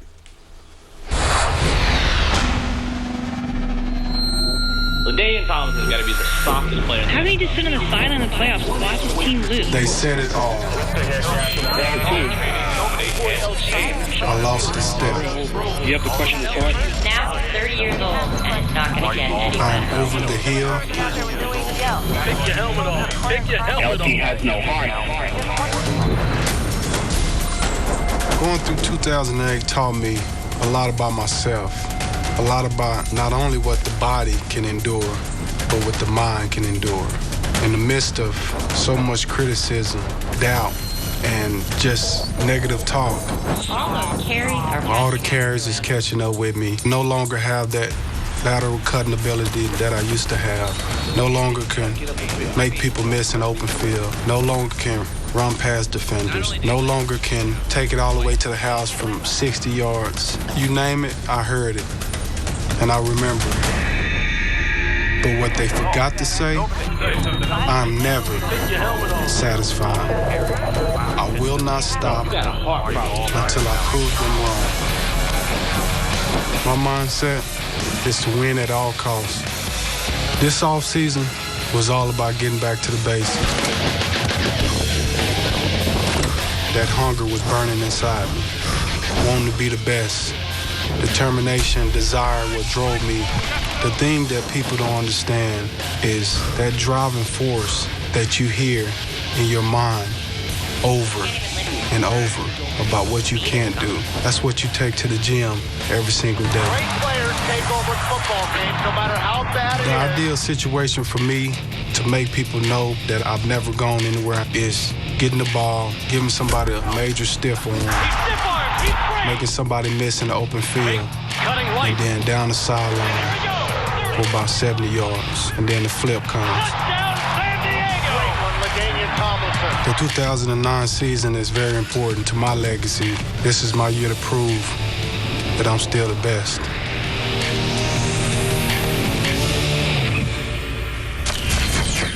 Well, just a few years ago, the most touchdowns in one season in the history of the NFL. LT, what does he have in the tank, and what do the Chargers have? Is this their year, Coach? We've been waiting. Well, if not now, when? But, you know, I'm waiting for the mental toughness and effort to match the talent. If that happens, they're unbeatable. I think of what Marv Levy once said a long time ago. I don't want Pro Bowl players. Yep. I want Super Bowl players. The Chargers have all the Pro Bowl players. It's time for them to get to a Super Bowl. Admittedly, teams like New England, et cetera, make it tough. But this is their time. If not now, when, as you say. Right. So, coming up, that's our late game tonight. We'll see how they look in their season opener. After playing for 4 teams in 7 years, T.O. explains why he doesn't trust anyone. Conversation with T.O. ahead. And are we waiting for a resurrection of Rex Grossman in Chicago? Jay Cutler wasn't so sharp Sunday night. Was he worthy of a come-on man? We'll be back.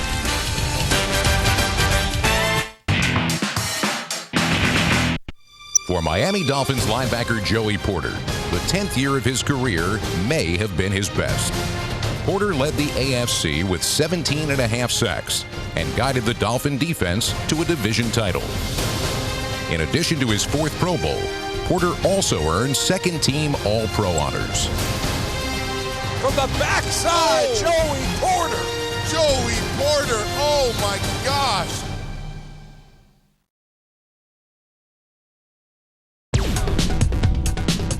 For the widest choice of official North American sports merchandise.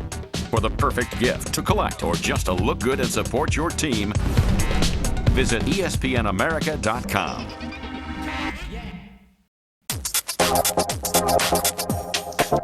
Backdoor, score! Alex Ovechkin. Since he broke into the league in 2005, no one has scored more goals than this man, Alexander Ovechkin. Ovechkin first score, just like that, Alexander Ovechkin. Is there any one goal that stands out so far in your mind? Now Ovechkin's away, along with Boyd Gordon. In comes Ovechkin, gets around Murray, gets around Boyd, in front, score! Incredible goal by Alexander Ovechkin. Probably I have lots of beautiful goals, I think. Hammerlich can't get there. What a move by Ovechkin about Hammerlich. In comes Ovechkin. In front, score! What a goal by Alexander Ovechkin. Unstoppable. But probably first year, I want to score my backhand. Alexander Ovechkin curling drag with a backhand. Simply sensational. Even Wayne Gretzky, the great one's going to see how this one went in.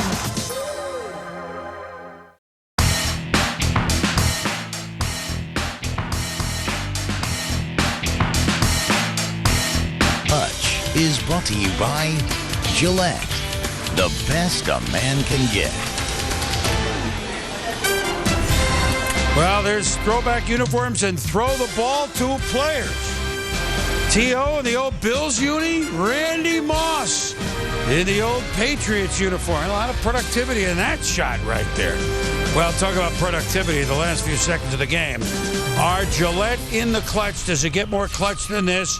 The Bengals leading the Broncos 7-6, and from their own 13, Kyle Orton heard more than a who tip into the hands of Brandon Stokely. And by the time it was over, Denver, in miracle fashion, beat Cincinnati 12-7. Find out how your favorite athletes prepare for success. Go to ESPN.com and search Locker Room Report. Amazing finish. Now two other guys who always deliver in the clutch with an amazing finish themselves, Mort and Adam. Guys? Well, Boom, you remember last year, Brandon Stokely made an equally impressive play to the one he made yesterday when he was straddling the goal line, wasting time. Brandon Marshall scores the game-winning touchdown pass against the Cleveland Browns. He gets into the end zone, and just as he goes in, this is 2 days after Barack Obama was elected president, he goes to reach to take a glove out of his pants pocket, and who comes over to stop it? Brandon Stokely, an equally smart play, prevents a 15-yard penalty, saves the game, and then he makes another smart play yesterday, running along the goal line, taking time off the clock, and saving another Broncos victory, Mort. Well, what is the coach that's coaching tonight with the New England Patriots like? Bill Belichick, he likes smart guys, and it's football smart, not necessarily academic smart. Andy Reid does too. Remember Brian Westbrook's play 2 years ago, December 2007, against the Dallas Cowboys? What does Westbrook do? With John Runyon reminding him, score a touchdown? No. Stop there at the one, kill the Fantasy Football League players, but smart guys, not necessarily football, academic smart, but football smart. Coaches want it, situational coaching. Good judgment. Here's another case of questionable judgment. Michael Crabtree. Mike Singletary said today that the 49ers have considered taking money off the table for him, but it is one of a number of options that the 49ers have considered. But to give you an idea of how negotiations have gone between the two teams, Michael Crabtree recently left the Bay Area. Left it after training there all summer. The fact that he did leave tells you where these negotiations now are. Well, listen, the New Orleans Saints are holding their breath tonight because Commissioner Roger Goodell was poised to make a decision today, and it's going to come tomorrow on whether or not to suspend Charles Grant and Will Smith, the two defensive ends, for violating the steroids and performance enhancement drug policy. But because of the Vikings have a separate state law, as we all know what just happened, Goodell is pretty much in this battle. Do you protect the integrity of the performance enhancement drug policy or the integrity of competitive balance? Can 31 other teams live by different rules than the Vikings? And I think Goodell will have a ruling, Boomer, tomorrow morning. I think it's going to be either one, he's going to go and suspend the Saints players, or he's going to fine them for 4 games, and that's the end of it. Or he could push this into 2010 and continue to put heat on the union because he thinks they're not standing behind the policy. All right, Mort, something we've been keeping our eyes on and we'll continue to do. Thanks, both of you fellas. When we come back, we'll give you your very own field pass to the Bills and the Patriots. The info on Tom Brady and company you need to know before the game. And we have to admit, doesn't happen every week. We had plenty of options for Week 1 Come On Man. You know they're going to be good. We trust.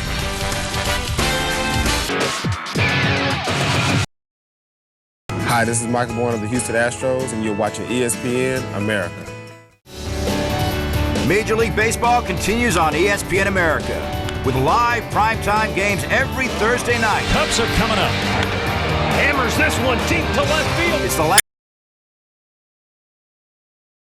to heat up. Back to back for the Cubs. This Thursday, ESPN America.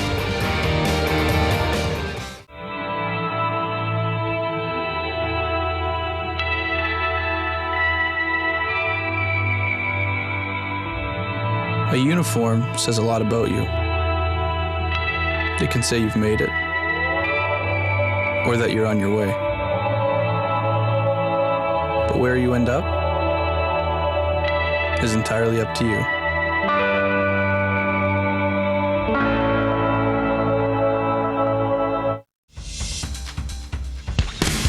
Ben is back. He's going to throw it long. There's a man open. This pass will be touchdown. Terrific job by Ben, but that was Ben at his best. Ben gets the snap. He's back, throws it back corner of the end zone. Santonio with a touchdown. You got to give Roethlisberger credit. That was a heck of a play. NFL on ESPN America.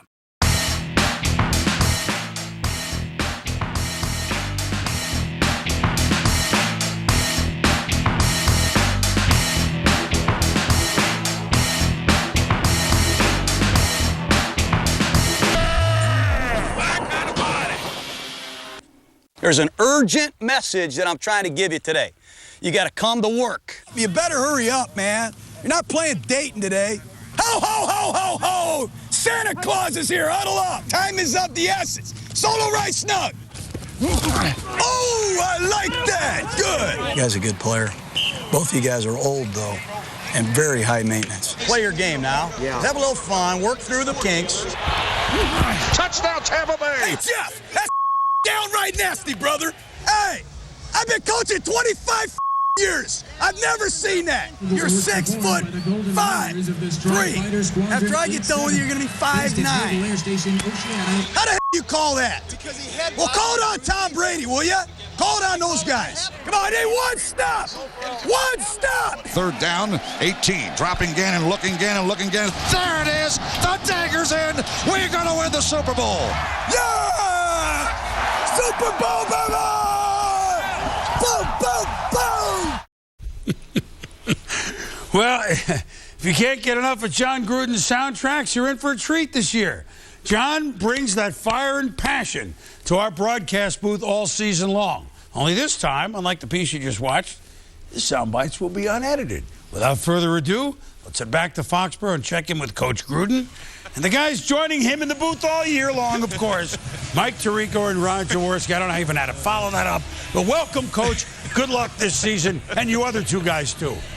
Woo, thank you. Good. Hey, you got the Super Bowl ring on? Yeah. Ready to go? Oh, yeah. Here's what we've learned this month. The guy you saw in that videotape, that's the real deal. He's still like that. We're just the guys on the other end of that stuff now. So. Trying to calm him down. Oh, gosh. It's going to be a bunch of fun. Let me put you right to work right away and talk about something Bill Belichick and the Patriots did. That's going to change the script significantly. I want to just give you one big look at all the players who are no longer here with the New England Patriots on defense. Rodney Harrison, 30 picks, 30 sacks. He's at 30 Rock now. Ellis Hobbs, off with the Eagles, traded there. Mike Vrabel, traded to Kansas City. Then you have Teddy Bruschi, sitting on our set, on our team in Bristol now. Richard Seymour, he's in game 2 of the doubleheader. Traded to the Raiders this week, and they play the Chargers. That's a lot of change. What kind of impact does that all have when it happens in 1 year, John?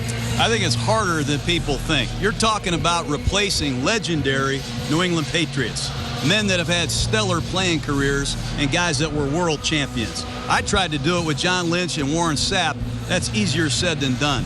But the Patriots want to get younger. They want to go with young guys, linebackers, Gary Guyton, Gerard Mayo, Pierre Woods, Brandon Merriweather at safety. It's their turn to take the torch, not only become leaders, but playmakers. And they will be tested, but they are confident. Yeah, it's a lot of guys who are in different positions tonight. It'll be a lot of fun to watch. Now, on the other side, you got Tom Brady still in that stable offense. That's the task at hand for Buffalo, Jaws. This Buffalo team, we talk about T.O., the firing the offensive coordinator, the no-huddle. We're not talking about their defense. How good are they, and can they help them tonight? Well, the defense really is the constant of the Buffalo Bills. And, last year they ranked a respectable 14th overall in the NFL. But they only had 10 interceptions and 24 sacks. And his coach was talking about, they need playmakers as well. And it starts with Dante Whitner. He was a strong safety a year ago, moved to free safety because he has great range and athleticism. At the linebacker position, Paul Posluszny makes a lot of tackles, very active. But he needs to splatter some people. He needs to cause some fumbles, create some turnovers, and make some interceptions. And to get those interceptions, it's going to be about pressure from the defensive line. Aaron Schobel coming back after missing 11 games a year ago. And first-round draft choice, Aaron Maven out of Penn State.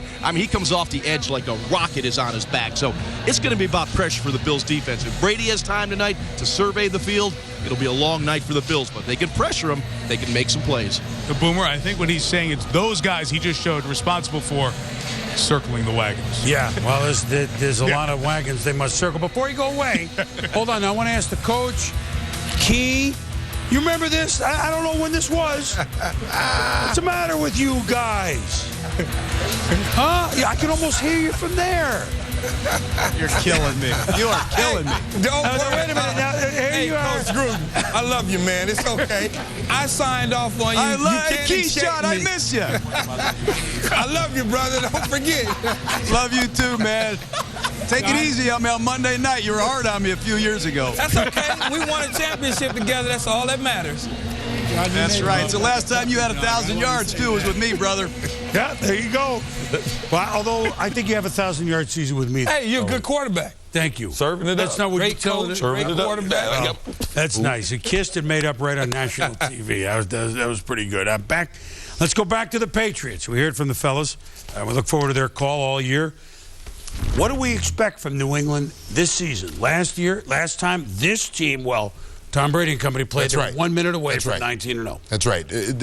And it's all about number 12. That's the headline story tonight.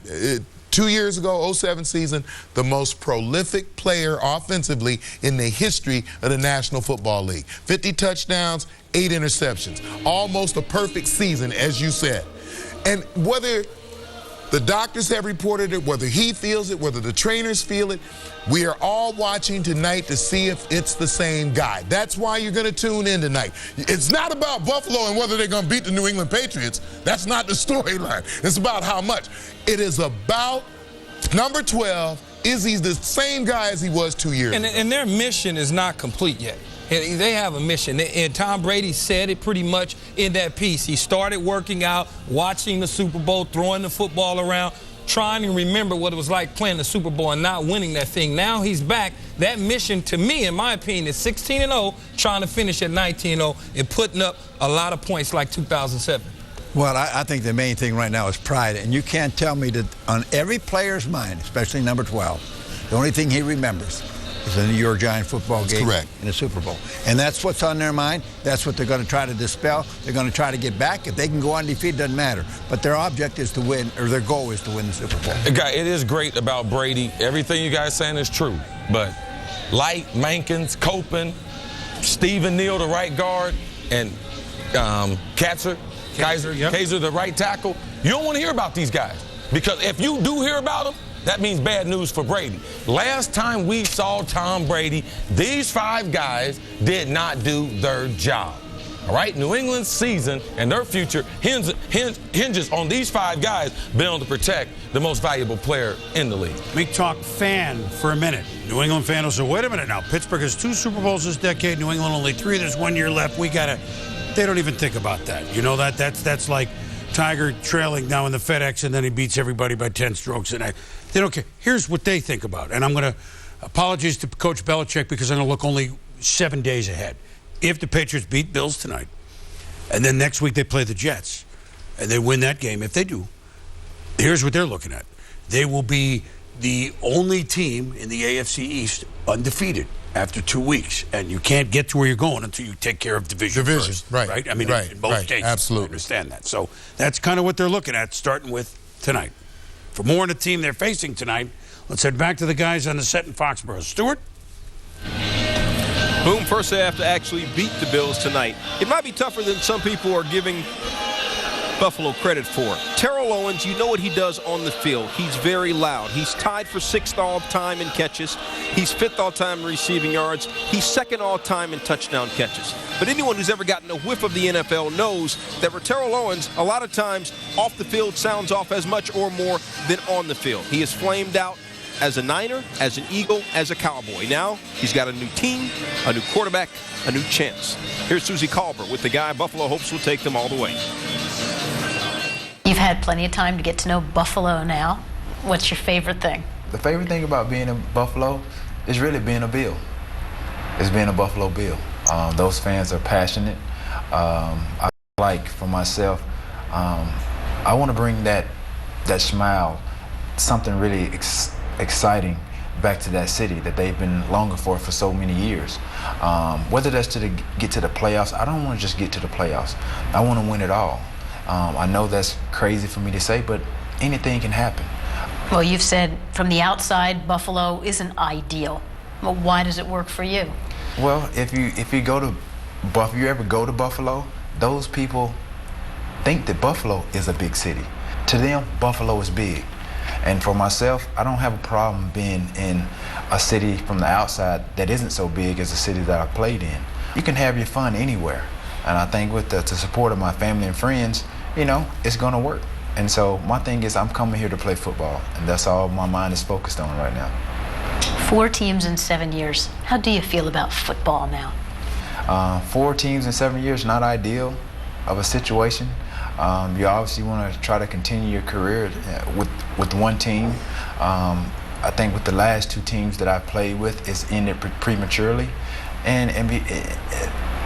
Just listen to me when I say this.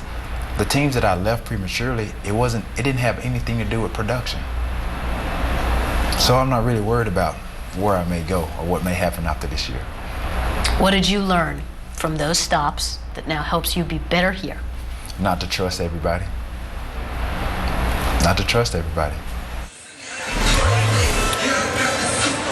One of the biggest questions about T.O., one of the biggest questions is always what kind of teammate is he going to be?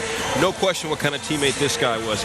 You see the Patriots doing their pregame warm-ups behind us. About 8 minutes ago, as a team, they all came over to our set and they mobbed Teddy Bruschi. They're all my guys. What was that like for you, man? It was tough. It was tough. I feel like I said, "Oh, watch the." Or it was, "Give me a helmet. Just give me." Oh man, it was. This is an emotional night, especially for me and especially for them. Opening on Monday night, they're ready to explode. The Patriots, because we kind of want to keep on the down low that Teddy's wearing makeup. It's on their jerseys now. It's all over that's like, funny. What did Teddy get on my shoulder? What's the biggest thing that you're looking forward to in this game tonight, Trent? Well, we've all talked about how you got to pressure Tom Brady. But you have to pressure him a certain way, and that's up Kyle Williams and Marcus Stroud. Can they do the interior of the offensive line of the New England Patriots? That is your only if you're the Buffalo Bills to win this game, because that type of pressure creates turnovers, bad throws, tip balls. You're right. On offense, there are so many questions on offense for this Buffalo Bills team. The defense must come up with at least 3 turnovers. That will be huge to get offense in advantageous positions. Also, the special teams. The Bills special teams, we've always respected the Bills special teams. They can make big plays. Roscoe Parrish must have a big night. The whole thing is still going to come down to what Chris Carter said, actually about the New England team, because they have to. This offensive line has to protect, and if they can protect, then Edwards has a chance to throw the football, and if he has a chance to throw the football, then we get a chance to see a nice matchup outside. T.O. and Lee Evans, Lee Bodden, Sean Springs on the outside. That could be fun football. So the whole thing is predicated on the offensive line. Tell you what, though, everybody knows New England's great. How great New England, the winningest team of the decade. And since realignment in 2002, in the NFC East, the Patriots are 33-9. The Bills in that same span, just 16-26. We have reports with both teams before we get out of here, and we're going to start with Wendy Nix. Well, Stuart, this Patriots defense has seen considerable turnover, some of it in the last week or so. When I asked Ty Warren how the defense would adjust, he said, on most teams, the start snaps with the first unit. In New England, that's not necessarily the case. Guys rotate in and out all the time, thereby getting them ready for change before it even happens. Warren said, you know what? In effect, we're prohibited from being blindsided, even when individual players are. They will be ready, according to Ty Warren. Now for a report on the Bills, here's Susie Calder. Wendy, the honeymoon is just beginning for Terrell Owens and the Bills. He is charming and his teammates love his work ethic. There is no disputing that. But there's also no disputing this is his 4th team in 7 years. So when I asked quarterback Trent Edwards who he's gone to for advice, he said the only person he's talked to is his new offensive coordinator, Alex Van Pelt. He said, maybe some people will think I'm naive, but I have a clean slate and he has a clean slate, and I'm not going to prejudge. And Chris, maybe Dick Duran was stating the obvious when he told us winning will take care of everything. Yeah, it usually does, Susie. Be a tall task tonight, that's for sure. Let's kick it over to Adam Schefter. In case you're just tuning in, everyone, Brian Urlacher, dislocation. You have news on what the Bears were trying to do. Have they been successful? Well, Boom, the Bears spoke with Derek Brooks this evening and informed him that for the time being, to go with some of their younger linebackers. They did sign Tim Shaw, a former Jaguars and Panthers linebacker, and for the time being, they're going to hold off on signing Derek Brooks. That doesn't mean he won't find his way to Chicago after this week or in a couple of weeks, but for the time being, he will not be reunited with Lovie Smith and Rod Marinelli. For the time being, the Bears are going to stick with the linebackers they have. All right, Adam, thank you very much. Well, Derek Brooks, hard to believe he's not playing football, that's for one, and maybe he'll be playing football soon. Derek Brooks not playing football is almost like, come on, man. Derek Brooks not playing football? Come on, man. Come on. Week 1. Now, you know there was some pregame, week 1 jitters, and we have them, right? Yeah, we have them right here. Tee it up. Let's go. Tough day for the Cleveland Browns in that second coming of Vince Lombardi. Week 1 against the Minnesota Vikings. Quarterback Brady Quinn rolls to his left, fumbles the football, slips out his hand. The Vikings recover. They gave you the starting spot not to do this. Come on, man. Albert Haynesworth trying to make a great impression on his new teammates in Washington. Oh, my goodness. Ahmad Bradshaw trying to take it off the left. Give me the ball. Give me that. $100 million. Give me that. Albert, grab on some. Hey, little fella, get back in the huddle over there. Come on, man. Let's not forget it was week 1 for the officials as well. There's just over 8 minutes left. Packers with a lead. That was called as illegal contact downfield. Take one more look at this. I don't care if that happens 15 yards downfield. That is not a penalty. Could have changed that game. Come on, man. Well, you take the Rams, and they're coming off a bad season. First kickoff return, Avery fumbles the ball at the 20-yard line. They got to come on, man, already. Then they come up, they block a field goal, they run for a touchdown. Wait a second. 1, 2, 3, 4, 5, 6, 7, 8, 9, 10, 11, 12 men on the field. Come on, man. And as if the ending of this game wasn't bad enough, it began poorly. First field goal of the year. What? The Bengals hard not. Oh. Brad St. Louis, the snap over the head of Kevin Huber. Not even Ocho Cinco could have kicked that one through the uprights. Bengals. A season long. Come on, man. And it's only. I feel sorry for them, Tom, but they can't make a field goal. The ball tipped at the end. Come on. It's my hometown, man. Come on. Where I live. I know. Come on, man. Still ahead. We're taking you to Foxborough on the field. So all you need to know before tonight's AFC showdown between the Bills and the Patriots. Come on back, man. Man, you from Cleveland.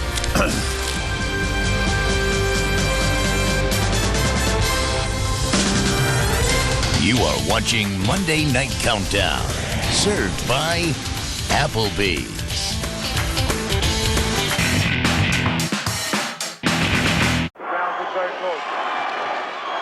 So he's leaving the ring, still talking, and I reckon he'll be talking all the way home, and I reckon he'll be talking in his sleep tonight, and that man will never, ever stop talking. For over 2 decades, Muhammad Ali shook up the world with his robust rhetoric and forged some of the most electrifying fights ever. Never afraid to stand up for what he believed in, the beast stung and sometimes got bitten, but he never gave up the fight. He called himself the greatest, and he probably was. We bring you his best bouts both inside and outside the ring. Ali in October on ESPN Classic.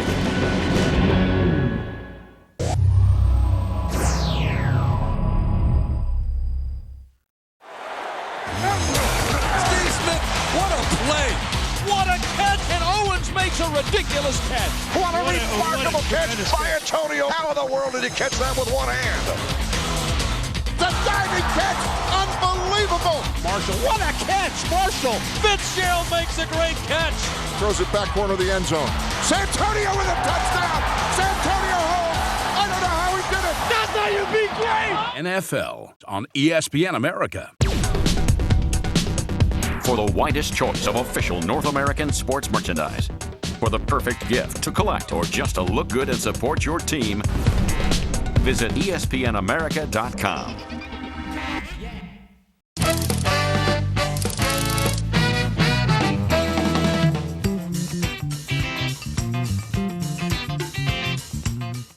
Melky Cabrera. That ball.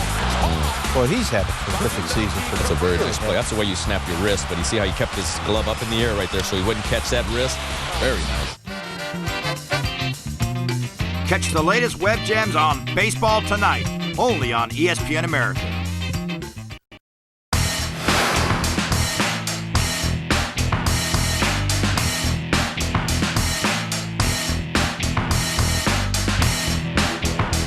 NFL.com.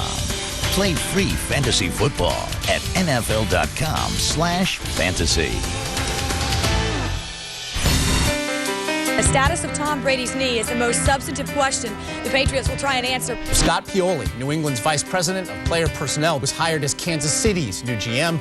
Big news from the NFL. Matt Castle has a new castle he can call home. The quarterback moving to the Chiefs franchise for a second-round pick. I'm excited to introduce the new head coach of the Denver Broncos, Josh McDaniels. Two-time Pro Bowl safety Rodney Harrison announced his retirement, saying he is done hitting people.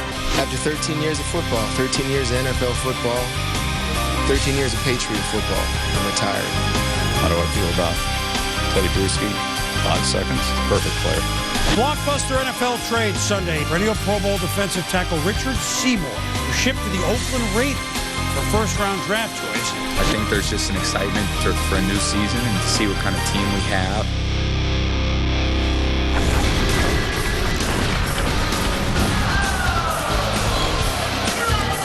All right, field pass. And Jim Kelly, a guy that wore number 12 pretty proudly, and a guy that's wearing it right now, Tom Brady, exchanging pleasantries. Trent, this Brady guy's okay, huh?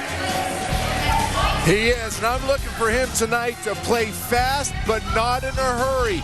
Be decisive, get the ball out of his hand, but most importantly, run the show. Get the ball to your playmakers. That'll put up a lot of points. Hey, Matt Millen, on the other side of the ball, why does Demetrius Bell have to be Trent Edwards' BFF tonight? Well, he better be, and he better be fast because they can get a lot of heat off that left side. He has his blind side, and Trent Edwards, that's the key to this whole thing. It's going to be that offensive line, and it's going to be led, of course, by Demetrius Bell. And we got to look a little earlier at Randy Moss wearing a red Patriot jersey tonight. Key, maybe the Bills will be seeing red if he has a big night. You know, one of the last times 2 years ago in 2007, Randy Moss caught 4 touchdowns in one half against the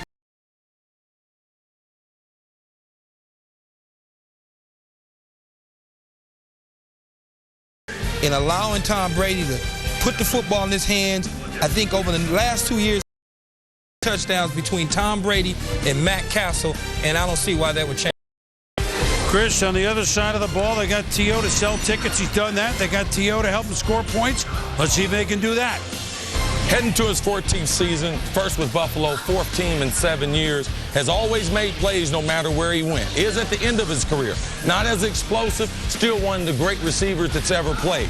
The thing you have to worry about, deep threat down the field, very, very young offensive line, combined starts in their career, 54. Watch it as he tries to develop his long game with that young offensive line.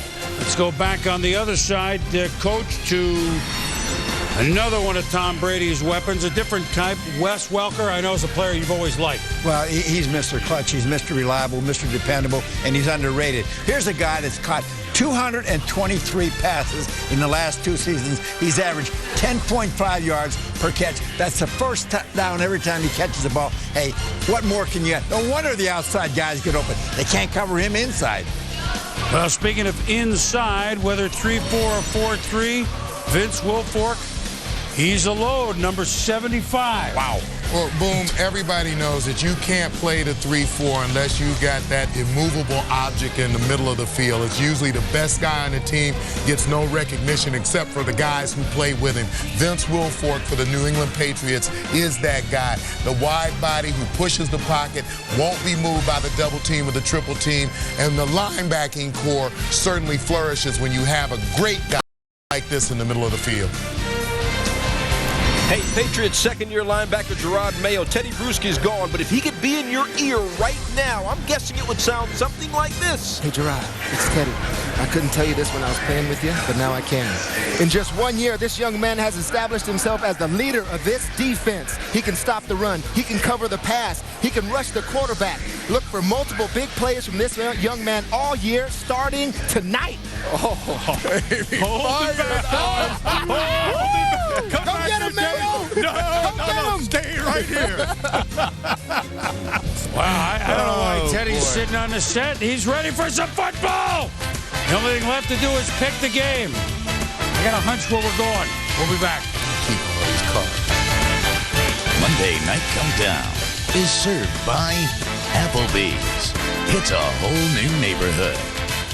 And in part by the GMC Sierra, the official vehicle of the NFL. And Metrex, shaping every body for the best shape of your life.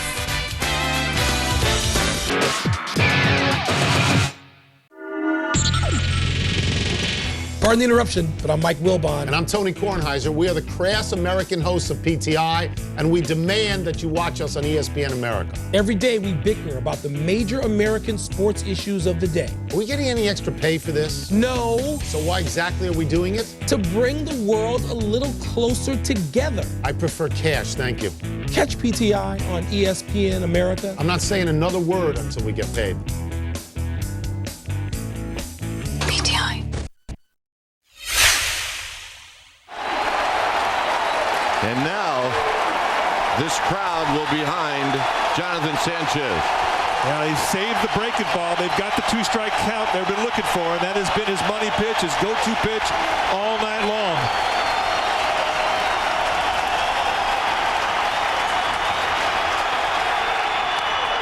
Strike three call!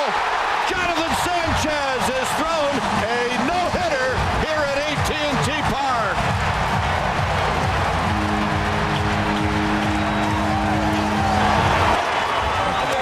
Great stories that's coming out of tonight's game was his father flew in tonight. It's the first time he's ever seen his son pitch, and he gives his dad a no-hitter. What a night for the kid. He won the crowd. You know what? He might get another start. Every Saturday, ESPN America brings you the game of the week. Put the seatbelt on. We got ourselves a game. Good! Get a second chance to catch the game everyone's been talking about. Kevin Youkilis with a walk-off home run. ESPN America's Game of the Week. Check ESPNAmerica.com for more details.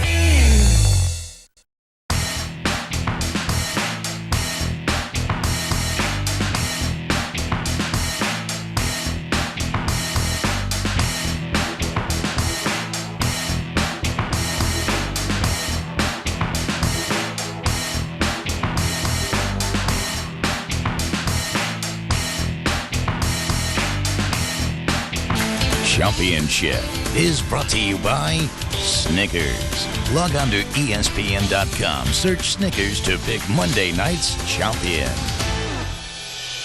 Day long, all day long, 60 minutes. Let's go. Let's go. D-line on 3, 1, 2, 3. Let's go to work. Let's go to work. Week 1 of the season-long championship standings. A clean slate for everybody. Last year's standings. Steve and Chris won at 10-6. I mean, this wasn't. It was a tough division. Key and Stewart 8-8. Tommy and I together 23 years. Where is that from? What is that? That's last. Who cares? Thank you. Coach 6-10. You know what? All right. Let's start tonight. And I assume you're all in San Diego too, but I don't assume anything. You bite first for this championship. Who do you like, Coach? Patriots. You do? Sure? That's it. Too much offense. New England. I mean, that's it's a smart move for my money, but I think it's going to be exciting, too, to see what Bill Belichick does with that defense. Teddy talked about earlier them going to a 4-3 front. That really attributes to the speed and O.J. Mayo on that defense. Too many. Ain't X's nose the Willies and the Joes. New England got them. Because of the status of the player, Tom Brady, I cannot imagine how motivated he is taking that field tonight and the expectations that he has for his team, Patriots. You're all on the Patriots. Yeah. But you got boom. You have to take Buffalo. You have to take Buffalo. No, I don't. I'll pick them. They're going to win a lot of games. Come on. What? 31-17 New England. Let's get some thoughts from the site. And I can hear Matt chomping at the bit, Teddy chomping at the bit. I know, Stuart. They're just eating the game up. Boom, I thought you were circling the wagons. I'm just saying, I thought you were circling the wagons. Hey, at halftime of tonight's game, the Patriots are going to honor their 50 greatest Patriots ever. And, of course, the guy who could really put on a uniform and get out there and play tonight is going to be out there. Teddy Bruschi, what do you think that's going to be like for you?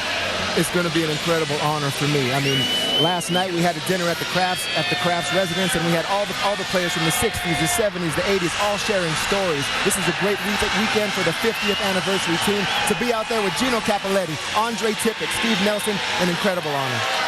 Guys, one last thought about tonight's game. How many times did they let Tom Brady throw the football tonight? It's not how you start, it's how you finish, Buffalo. It's a long season. One game doesn't make a season. I think the New England Patriots do the Boston Patriots proud of the old AFL. Just remember this, Boom. In the last 2 years in the regular season, the New England Patriots are 27-5. I got to remember a lot of things here, but I tell you what, remember these? 1960, this is kind of what they wore, and that you're seeing it out there. The old Pat the Patriot, the old standing Buffalo Bill. They look good. They look good, and the Chargers and Raiders are going to do it later, too. We hope you enjoyed this 2-hour edition of Monday Night Countdown. We will see you at halftime of both games. We'll have the fastest 3 minutes and a lot of other stuff. And for Adam and Mort, and for our guys at Foxborough, and for Tom, and for Chris, for Key, and for Coach, I'm Chris Berman. Enjoy our double dip of Monday Night Football. Tom Brady's back. T.O. and the Bills, AFC East, out to Gillette, and Mike Tirico. Thank you, Boomer. It's in the low 70s. An ideal night in Foxborough, Massachusetts, as the Buffalo Bills and New England Patriots open the 40th season of Monday Night Football. This is the night New England has waited a year for. The night Tom Brady returns to the Patriots. T.O. debuts with Buffalo. Can he get the Bills to the playoffs for the first time in a decade? Let's go to work.